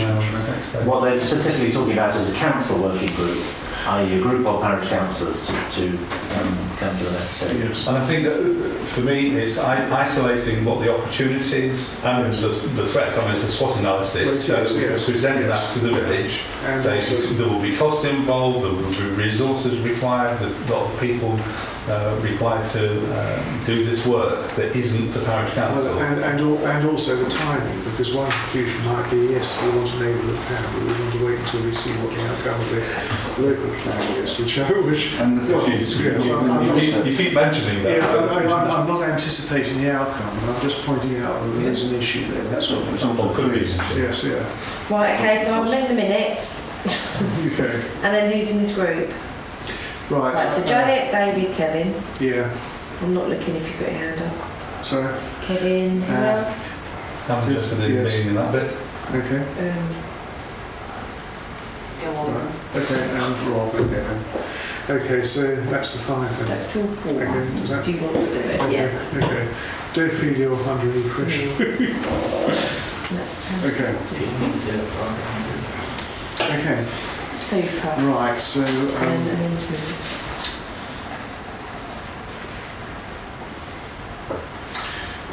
So that is that. So are we I think agreed? there's a very, Can I have a proposal then that we do that? Can I Yeah. have a version and a seconder?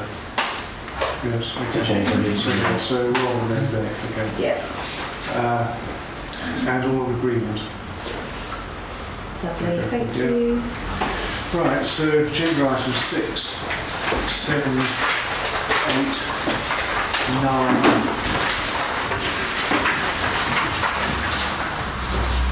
10, 11, 12. On 11, just to say on 11, I responded and then they responded to say that they're trying to save money so they won't provide any of the equipment. And, Yeah, so you don't even get a yellow vest. no. Right, 12, 13, 14 and 15. Are we agreed with those amendments? That was an accurate record of that meeting. Now, the proposer, Rob, seconder, Colin, are we all agreed? Thank you. Yes.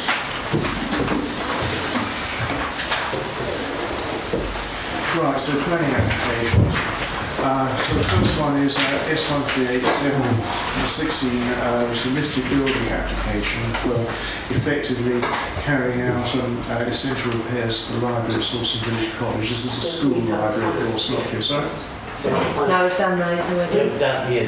You fell asleep, didn't you? Is this the same school library that was rebuilt after the fire? No, it's a school library. Not a school library. The school library, if you recall, is a second tranche of building on the site. It's 1931, which is one of the listed building percent. It's part of the original. Well, it's the first extension of the original. It's that one. Yes. And now yes, you look at it in front of the you. original. Where's the cake? But as I say, this is a listed building consent, and the repairs and. So it's basically to replace the roof and the windows. It is, yes, that's right. Yes. So, Replace pitch tile roof. I propose support. yes. Okay, so Kira proposed, Alison seconded. Yeah. Are we all in agreement with that? Yeah. Two no votes, I suppose. Hold on, it's not everyone's right, hold on. Right, who's for it? 1, 2, 3, 4, 5, 6, I'd like to 7, abstain. 8, 9, 4. You're abstaining. And two no votes. Okay. The last time we had a listed building commission that came up was, I think we expressed a bit of concern that we didn't know whether there were any heritage officers left at South Coast District Council who were actually looking at things like this because it needs an expert. There are people with heritage training within the planning team. Sorry? There are people with heritage training within the planning team. We don't actually have designated heritage officers now, but that expertise is within the department. Yeah. So the next one is S2398, which is a single-storey extension and conversion of garage. The extension is of the garage. It's not an extension. Form a freestanding playroom stroke guest room at 5 Tower Road. So there's Tower Road, 5 Tower Road. Yes, yeah. A conversion of the garage into a playroom and an addition and extension on the back. So basically, An outside toilet. Yes, well, yes, that's part of the extension. So basically, it's to make it into a sort of self-contained bedsit studio flat. Yeah. So in theory that puts another car on the road possibly, but given that not many cars... No, there's a shed there at the moment. Yes, well there is actually a garage there at the moment which counts in planning terms as a parking space, which will be lost if it's converted. Yes, Right. So that's next. Yes. Sorry, misunderstood. But I don't know many people who keep their cars in their garage, so I thought it was a fair I mean, all planning law can do is provide parking spaces. It can't compel anyone to park in them. So, okay. So does it seem to impact the street scene? It doesn't seem to do anything negative. Have there been any complaints from any neighbours? Well, not that we know. I propose we accept. Sorry, Tony. I wonder if we ought to add a usual thing about not selling off as a separate dwelling. Not occupying as a separate dwelling. There's a subtle difference because that stops you from letting it as a separate dwelling as well. Well, I'm not sure that that's not a bad idea to let, but to sell, as we did along the one along Baden Road, which has just been sold now. If we allow it with not to be resold as a separate dwelling, then that's just somehow it's wrong. Yeah. You know, it should be encoupled with the house still. Well, I think it's worth putting in. It Yes, seems well, very yes, unlikely I mean, that that only would needs a normally be a standard condition of this type of application. Occupation rather than selling. You're right, But, I mean, the reason for occupation is if you create another, effectively another autonomous unit, you're increasing the parking requirements. And, But it's I only- think we're doing it anyway by letting them have permission to, because it's a guest room. It's telling us. Yeah, It's a guest room. self-contained.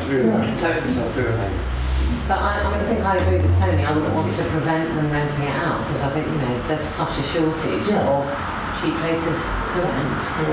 I'm just against selling as a separate dwelling. Well, I'd be happy to accept that as an amendment to mine.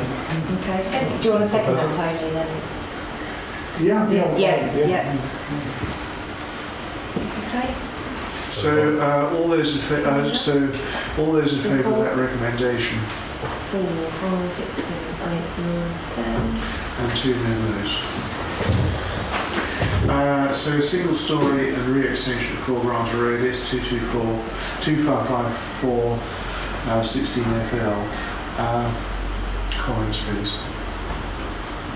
So this is adding, It's adding a single story extension on the side. It comes quite close to the neighbour's boundary, but it does add so a garage. it's going from that, as you can see in front of you, to that. Yes. Ooh, so that's quite a... Yeah, it is single story. It is single story.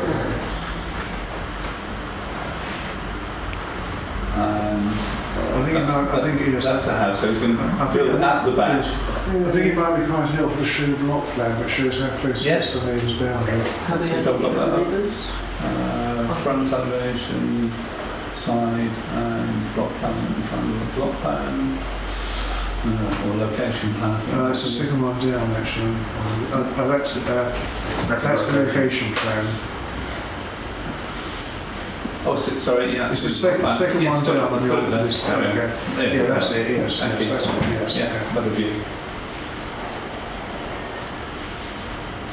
It doesn't impact on the street scene, sorry. Any comments from the neighbours? No, and as I say, it is single story. Well, presumably they've had to submit the plan to the neighbours, and if there are any windows on the neighbour's side, then the neighbours would be... There is an informative relating to party walls because it would appear from that plan that there is a section of shared party wall or proposed section of shared party wall with the neighbour. There's a joint wall, isn't there, between the two garages? Yeah. Yes. Which is not not the existing position. Propose support. Second. Okay. Oh, Roger, So- I'm not looking at them. So Tony proposed, Rob seconded. So all those in favour? Oh, 1, 2, 3, 4, 5, 6, 7, 8, 9. Those against? Abstention? 1 abstention and 2 no-votes. And tree work, TPO 867, to listed tree car park on South Terrace. Comments, please.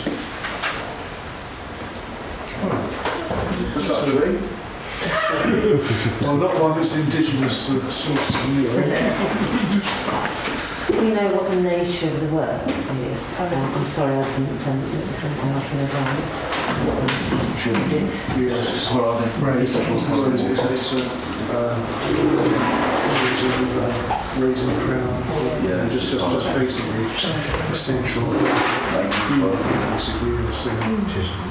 All right, propose we support in that case. Okay. So, Beck's proposed, do I have a second, please? Yeah. Alison, all those in favour?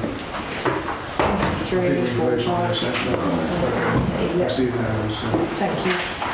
Right, I think we move on to agenda item 112, which is the accounts for the month.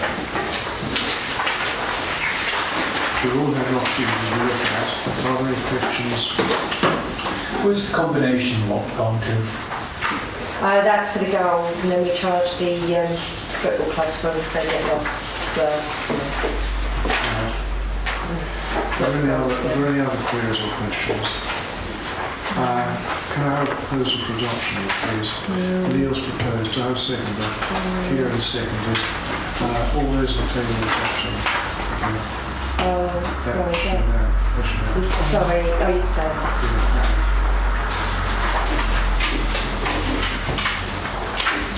And 113 is an amendment to standing order regarding public participation time.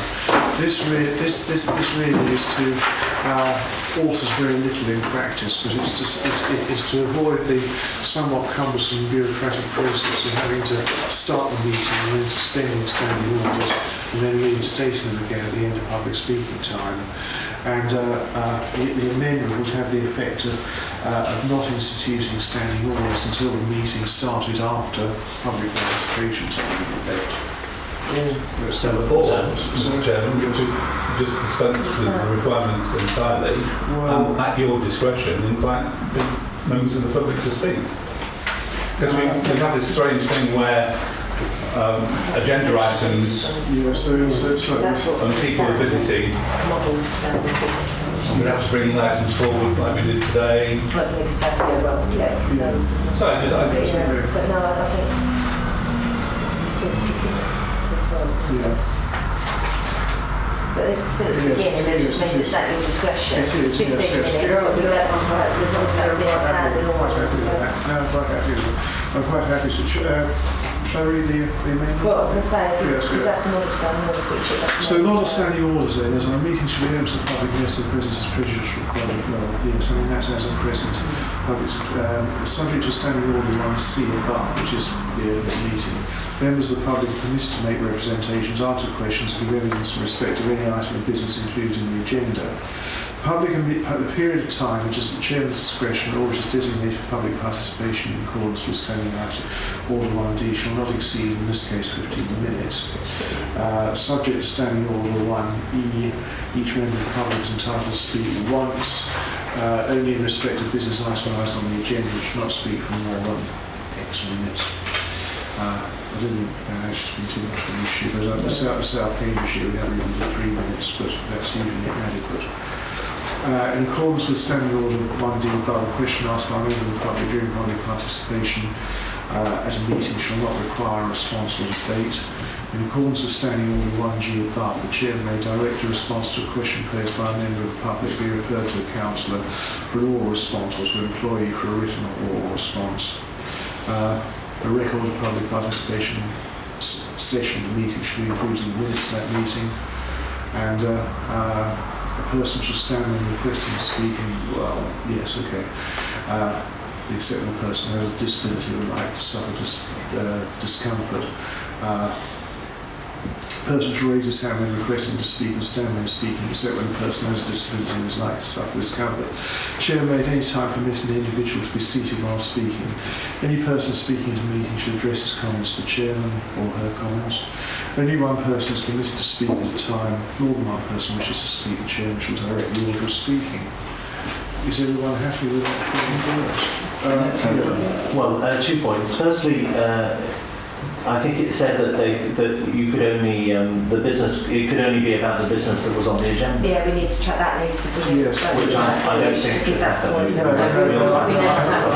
agree with that actually. I was just reading out. Right, to speak. So this is not standing order. I'd like to retain the present system by which people can raise issues as they wish to do. Mr.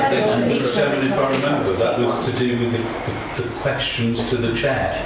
So there was raising It was that issues yes, that are on the agenda, or raising questions to the chair.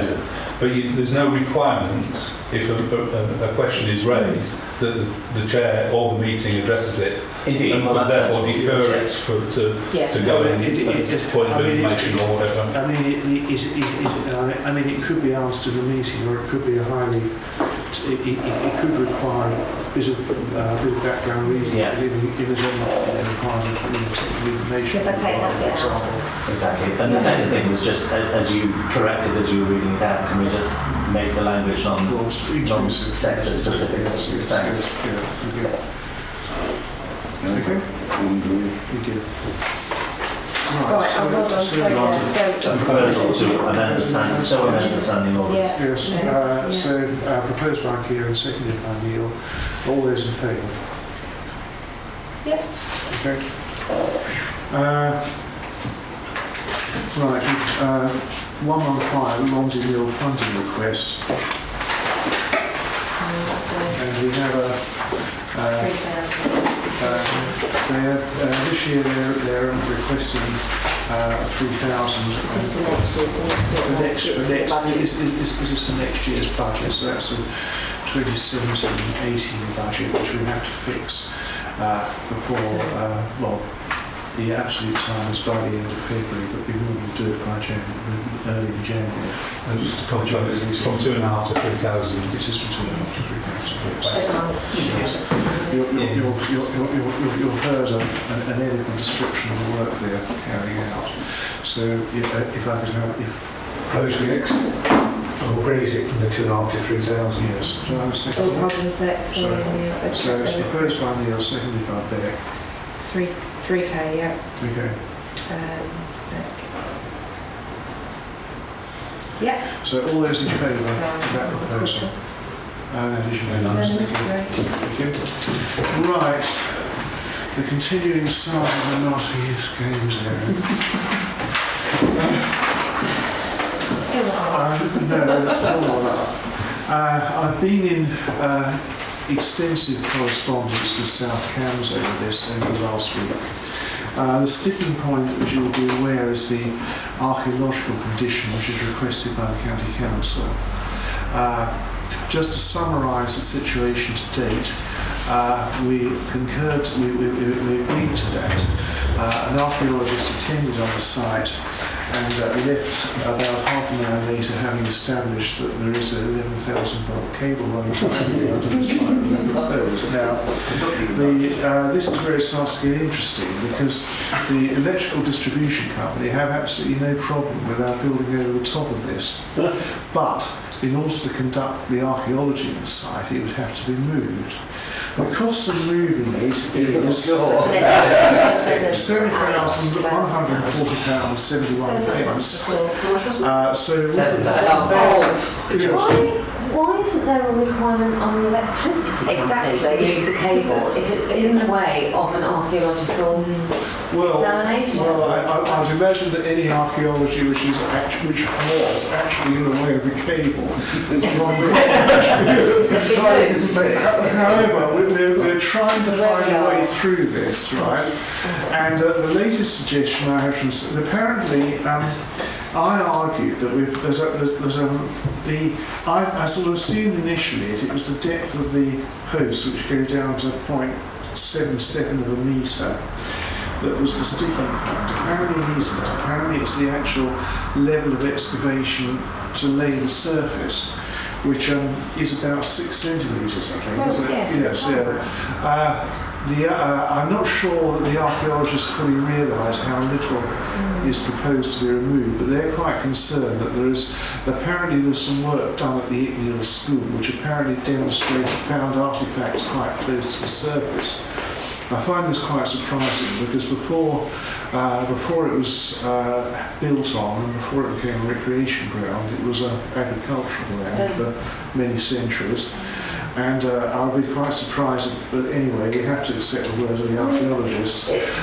So basically, the suggestion now is that if we can find a way of constructing this without disturbing the surface, they might consider the archaeological condition to be discharged. But isn't there concern, not that we're going to destroy artefacts by building the recreation ground, but if we put a load of tarmac and then a load of recreation stuff, they won't be able to get at whatever's under No. They wouldn't be able to get at it anyway if they didn't do anything, you see, because they, you know,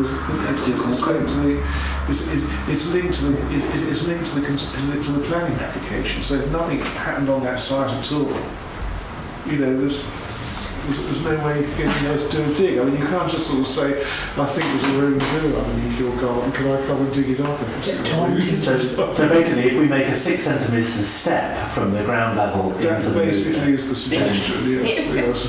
But as I say, this suggestion was made to me at 5:45 this evening, and I think we need to go back to the manufacturers. First of all, find out exactly how much surface they need and whether this is actually necessary or not, or whether the archaeological argument is based on a misconception. Yes, and also we don't want to step, we want a slope. Very obviously, yes. I mean, obviously, we don't want to make it less accessible. I'm not going to take this. I'm just pointing out the basic instance. But yes, it would be a slope rather than yes. So basically, that is where we are at the moment. I think the original intention of this item, was to ask you whether we wish to spend £7,140.71 on moving the cable. I think that is absolutely excessive and outrageous for work. Well, if we vote against it now, then we can't do it for at least 6 months. Well, I don't know. Do you want to propose that? I don't know, because I don't... Well, we do you want to defeat it? I'm just going to... The trouble is as well, obviously because this has been going on so long, they've agreed with me today that they'll hold the price until the end of October, but I can try and stretch another month out if I explain. If I go back to them tomorrow and explain and find out exactly if there's a way around it, because they've been out and looked, so I can...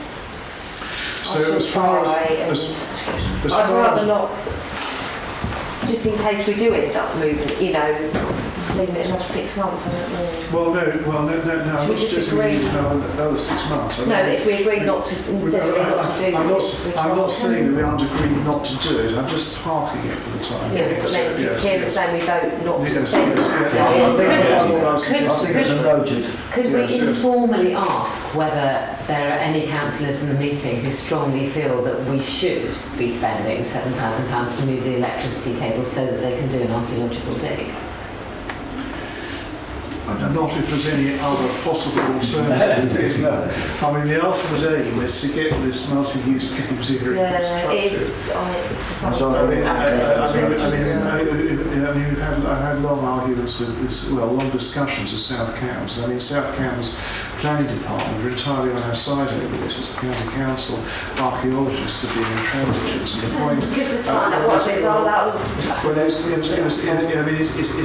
the issue of proportionality which applies to most areas of planning law, which I think should apply to this. And if you think there is really significant archaeology under there, which I don't think they're claiming, for example, Roman pavement or Saxon ship burial, then yes, it would be worth doing. But not if they're, not if it's a few bits of Roman pottery. I mean, this area, the whole of South Cambridgeshire is very highly, very intensively occupied in prehistoric and Roman and medieval times. And, you find something, even if it's only some shards of pottery, on actually a rebuilding site. So, I think one has to maintain a sense of proportion on this. I think I'd expect the archaeology people to have encountered cables before and to have had a better sort of system for dealing with them rather than it turning into a mess. Let me find out what I can on Anyway, that's an update of the present situation. We did about 3 hours ago, actually. So I was just going to say, presumably our county councillors are appraised of the situation. Yes. They have even less sway over the archaeologists, but just want to make sure that they're.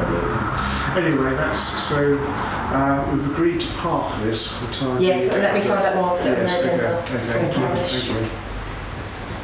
So greenhouse on lot. We've had This was a request. a request to erect a greenhouse on one of the lots. It's within the agreed requirements and that we have on our Yes. sessions, but we always propose that we accept. thank Okay, you. do I have a seconder? Thank you. Okay. So proposed by Kieran, seconded by Beck. All those in favour? That's Thank you. unanimous. Recycling bin at Spices. Oh yes, yes, that was the one that was slightly more expensive, wasn't it? than the- No. We got given the wrong price, basically. Well, Yes. we agreed to have recycling bin at Spices. It's going to cost £225 a year. But during the winter months, we were going to have it picked up every month instead of fortnight. Guys come back to me and said, we were given the wrong information, you've got to have it picked up every fortnight, so it's going to be £325 a year instead of £250. So Suppose we go ahead. yeah, Yes, yes. Do I have a second? yeah. So, was that, oh, sorry. what- Any of us? Okay. So all those in favour? Yeah, so I'll get that. The request has been outside Smart Shop. Which bit is it? Right, sorry, hold on. We're on the agenda. Right, yes, right, okay, well this has come back on because have we had any more information? I didn't want it to fall on the way like that, the ones to land. Because we can't really proceed with this until we've... They were supposed to come tonight, but they didn't, as you can see. They claim they have got documentation to say that it's not their land. I'm not clear to whose land it is still, because I haven't seen the documentation. So unfortunately, I think it's a deferred. It says complete deferment, yeah. Just a quick question. Has anybody gone to the land registry and looked at the deeds? No, I haven't. Because you can request information for about £4. The problem with these very small areas of land is the resolution on the system. No, I mean, if the question is whether it's the pathway and the bits in front of the, Yeah, it is. Yes, that is the exactly. premises, Yeah. that will be quite clear from the. Can I recommend that we spend £3 and get the land registry plan and see what that says? I do that myself. Sure. Yeah, Quite okay. good. But then we can move it's forward. worth saying, let the parish council do that because Yeah, £3 is better than yeah. wasting a lot more time faffing around having it on Absolutely. that type. And that is the document that we can use to determine and just say. Yeah, okay. I mean, that's what you Yes. have in your deeds when you buy a property. Yes, okay. So we'll do that, okay? Yeah, Right, And I yeah. second that. Okay, fine. Can we do that as a matter of course to save on time? Yes, There's- yes. no, just spend £3 on a land registry Yeah. search. Yeah. Brian seconded Beck, all in Okay. favour of me just doing that Okay, suspension I'm money. sure it makes Sweet, Yes, okay. Right, statement was under Great Shelton neighbourhood area. So everyone And can do this that's, as well. yes, that's I want basically, comments. basically a comment on their designated area, which is a combination of the neighbourhood plan area, doing a joint neighbourhood plan. Basically, it's the combined areas of Great Shelton and Stapleford Parish. I'll pass that round.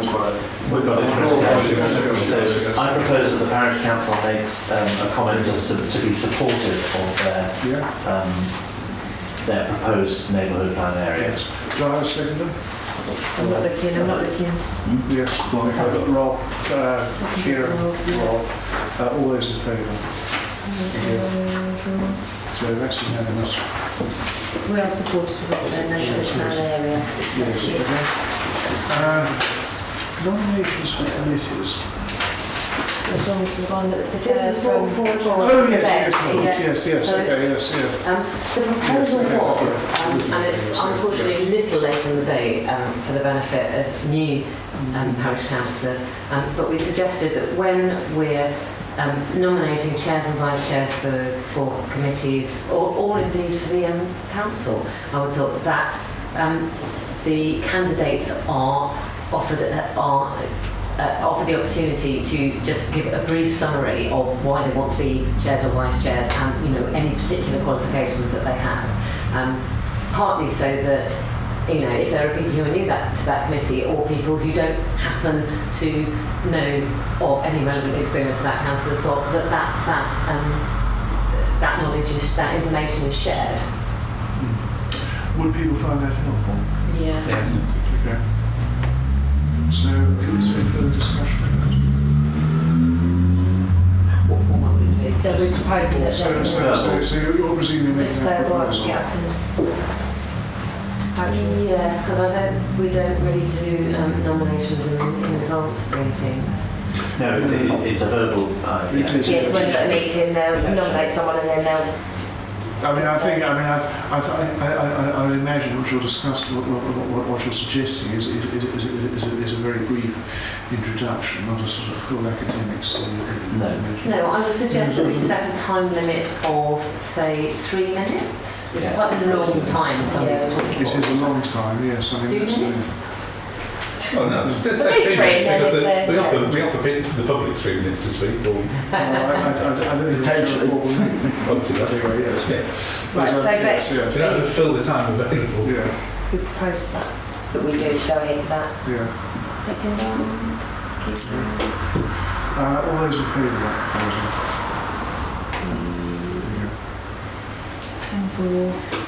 And I abstain. You abstain, Someone. Kit, two abstentions. So, 25 Sunderland's Avenue. Oh right, so 106 money, Oh, yeah, yes, so yes. 25 Sunderland's at £3,617.42. So we have to. Propose we accept And do I That's say? money. Okay. So all I those in assume that favour? will be, unanimous. Yeah, I mean, it's just a formality. So reports from parish council meetings and Sawston Sea. I think you asked us to. Yes,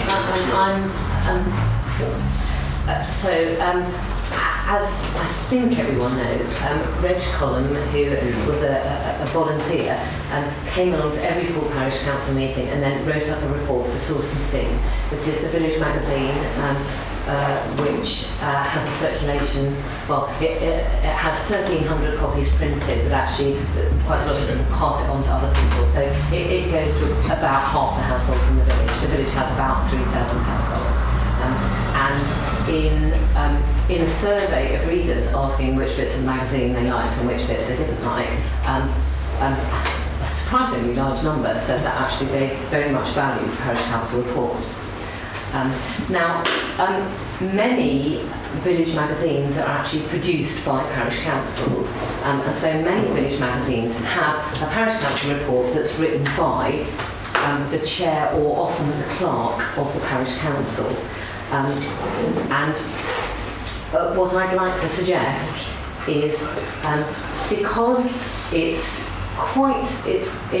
a large commitment to ask for a volunteer to come to every single full parish council meeting and sit through the whole thing and then write it up. And it's also quite tricky, I think, for somebody who's not a parish councillor to actually follow the processes and, keep it all in their head and remember what's happened.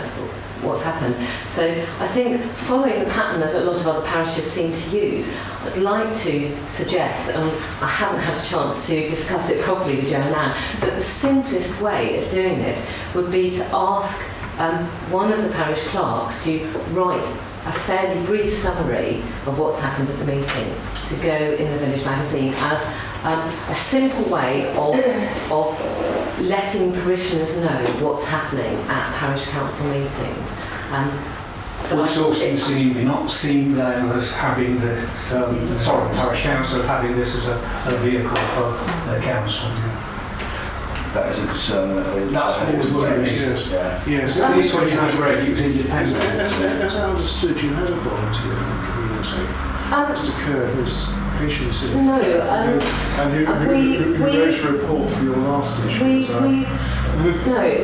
What he didn't do, and what we didn't ask him to do and don't want him to do, was to write a report of all the business that had been transacted at the meeting. And the reason for that is because I think that would be better coming first-hand from the parish council for the reasons that I just outlined.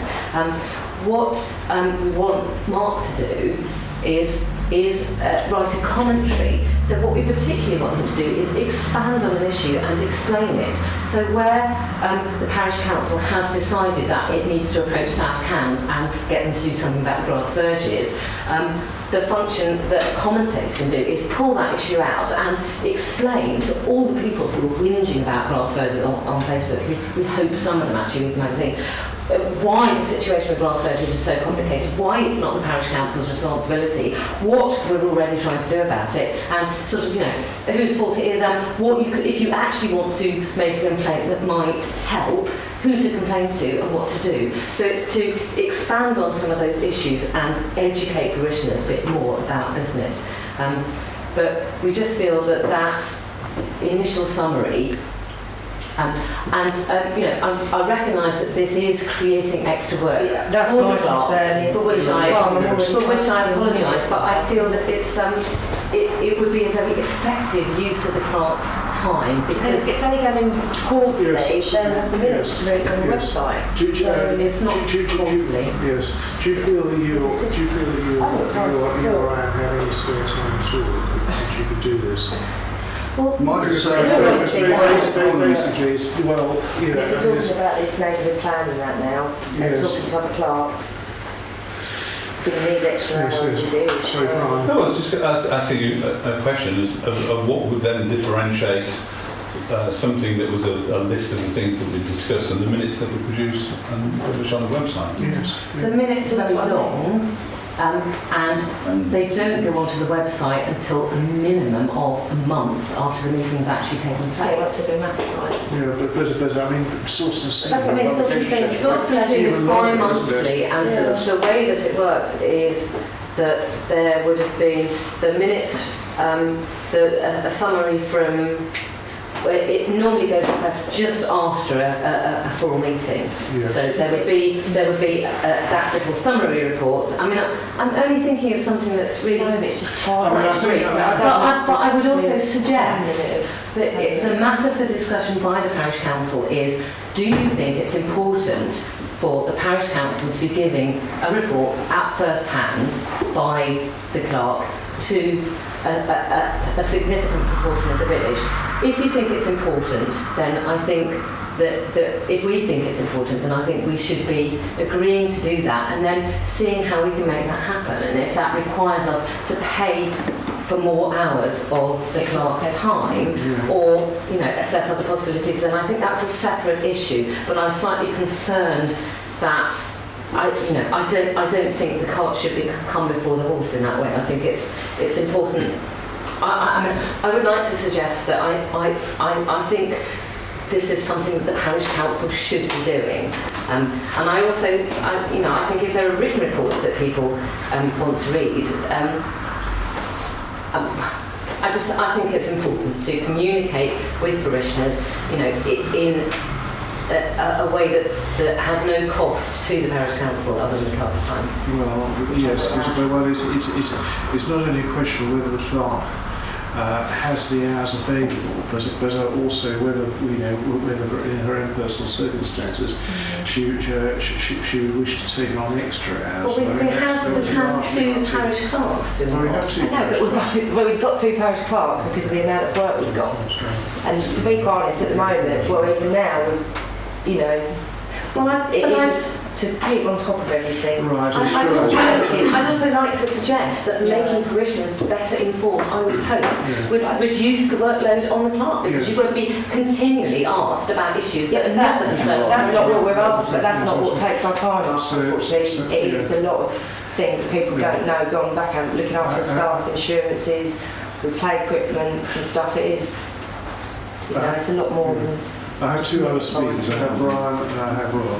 Sorry. Oh, that's very gentle. Yes, okay then.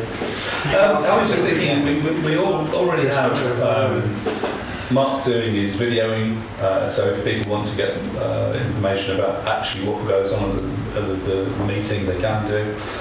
That's done voluntarily right now, which is a great boon, I think, for people to see how exciting our meetings are.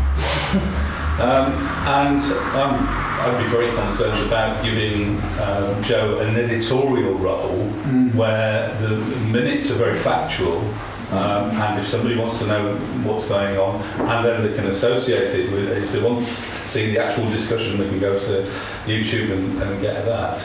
So I'm not sure that this is going to give a great addition. And one other thing that we could do, if we're going to reinstitute our working party for internet and stuff, is look at what we could do on the website and have contributions there that might explore some of the long running issues, for example, in more detail.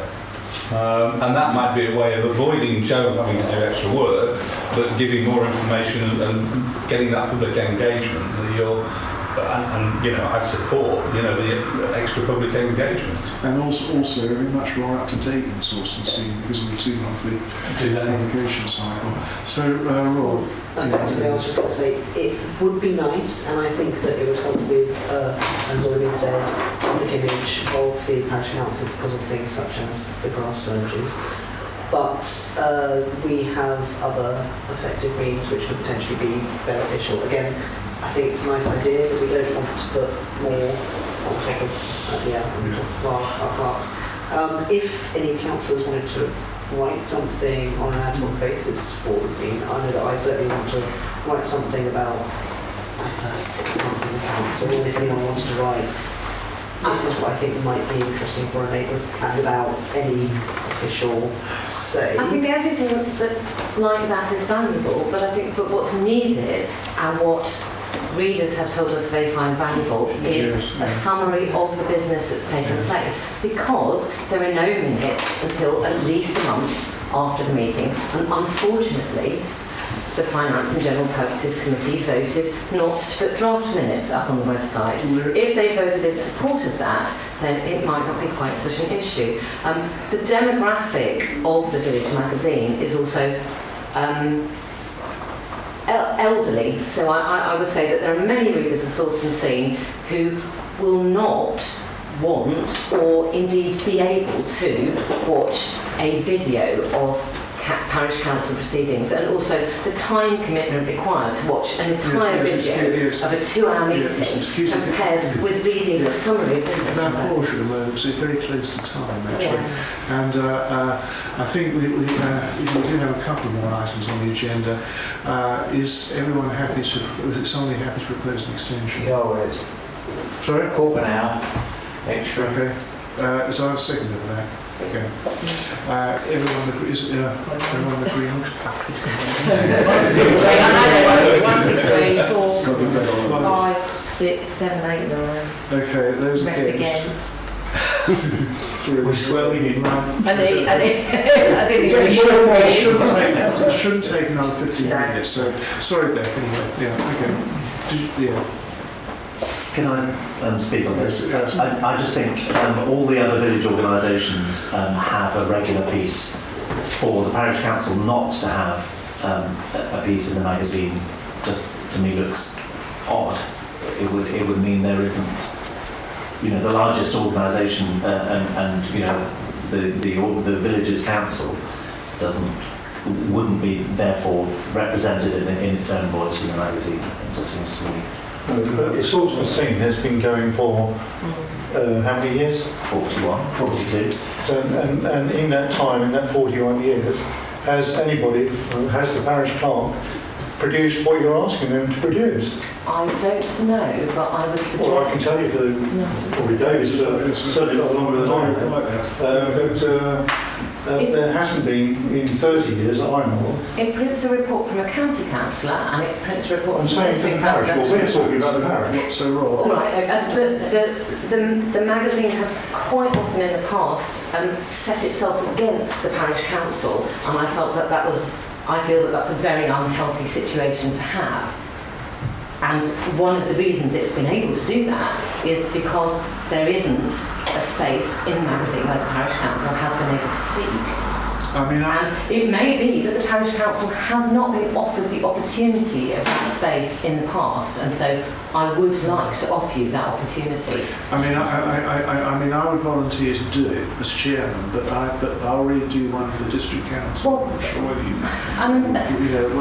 we are actually getting conflict there. yeah, well, yes. that would be a good solution, and we are there is actually information that the district council is producing, which might well replace the report that you're currently writing. But as Kevin's pointed out, there is a potential conflict there, and I think you open yourself up to a massive can of worms if you do that. So, Rob, I want to say that I think Becca has made a good point about the demographics, and I'm sorry to say that I hadn't considered that quite so much. And the other thing is the practicality of actually being able to implement what it is that you're after. And I don't think anyone here necessarily wants to sit down and write anything up. That they're quite happy to do quite a lot. We're all here volunteering in the first place. And it's a great idea, but it's how we get that actual out there in the first place. I think it's a lot to ask of a volunteer, but it doesn't seem a lot to ask the parish council to devote a bit of resource to, even if it involves a cost. So Roger. Right. Told me to stop this now. Yes. Jo said she's not got time. Finished. Okay. Let's just finish with it. I don't think The time's pushing on. I don't Let's think it's up to finish the with it. clerk to make decisions. I mean, It's the clerk who has to do the work. She knows what time she's got. it's not constitutional because the clerk isn't a voting member of the parish It's council. not the clerk making a decision, it's us taking the clerk's comments On about board. the time allocation into account when we make our decision. So I think we've discussed this quite significantly. So Beck, presumably you're making that a formal proposal, are you? Yes. Do I have a second? Hold on, what, that we writing? That the parish council produces a brief report of its meetings for publication in the village magazine, as happens in many other villages. Do I have a seconder? I'll second that. So, letting you vote. So all those in favour? I'm not looking, sorry. 2. And those against? 1, 2, 3, 4, 5, 6, 7, 8. Right. And those abstaining? 2 abstentions. Okay, so I'm afraid that's unacceptable. Okay. We have correspondence. Thank you letter from Cambridge Loan and Search and Rescue, who are thanking us for our donation of £300 to the organisation. It was very generous and made a real difference to our group and helped us to pursue our purchase of new communication equipment. We very much appreciate your support. Okay. Update by County Council. Tony gave his apologies, but he said he will send a report to me in 3 days. Okay. Right, so we have one final item on the agenda, which is listed under Code of Conduct, which is an item which requested by Councillor Bell. And I'm going to now activate the procedure of closing the meeting. So pursuant to sections 1 and 2 of the Public Bodies Administration of Meetings Act 1960, to resolve that because of the confidential nature of the business to be transacted, the public press are asked to leave the meeting during consideration of sensitive items and reserved matters. And it's a sensitive item because it relates to a specific individual. Do I have a proposal? Yes. And do I have a second? And can you all vote for me? So those in favour of that proposal? Not everyone. No, so those Oh, you against? against, I don't think it should be discussed in reserve as a reserved matter. Well, okay. Well, we don't know what We it don't know is. what it is, no. Well, yes. It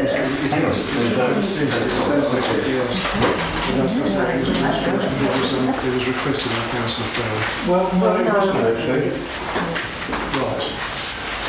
It was put, I brought this subject up. So we'd like to We've still got should vote as March, wasn't it? Yeah, they need them to ask, isn't it? I don't understand how we're voting on the basis of no information. How has everybody else voted on this on the basis of no information? If we're voting to keep things secret, I want a bit more information on why we're keeping things secret. But you can't have that information in public. That's the problem. You'll see, you'll understand why. We're in a completely closed. Okay. So I'm afraid the last one has been. Thank you, Irene. Nice to see you. Thank you.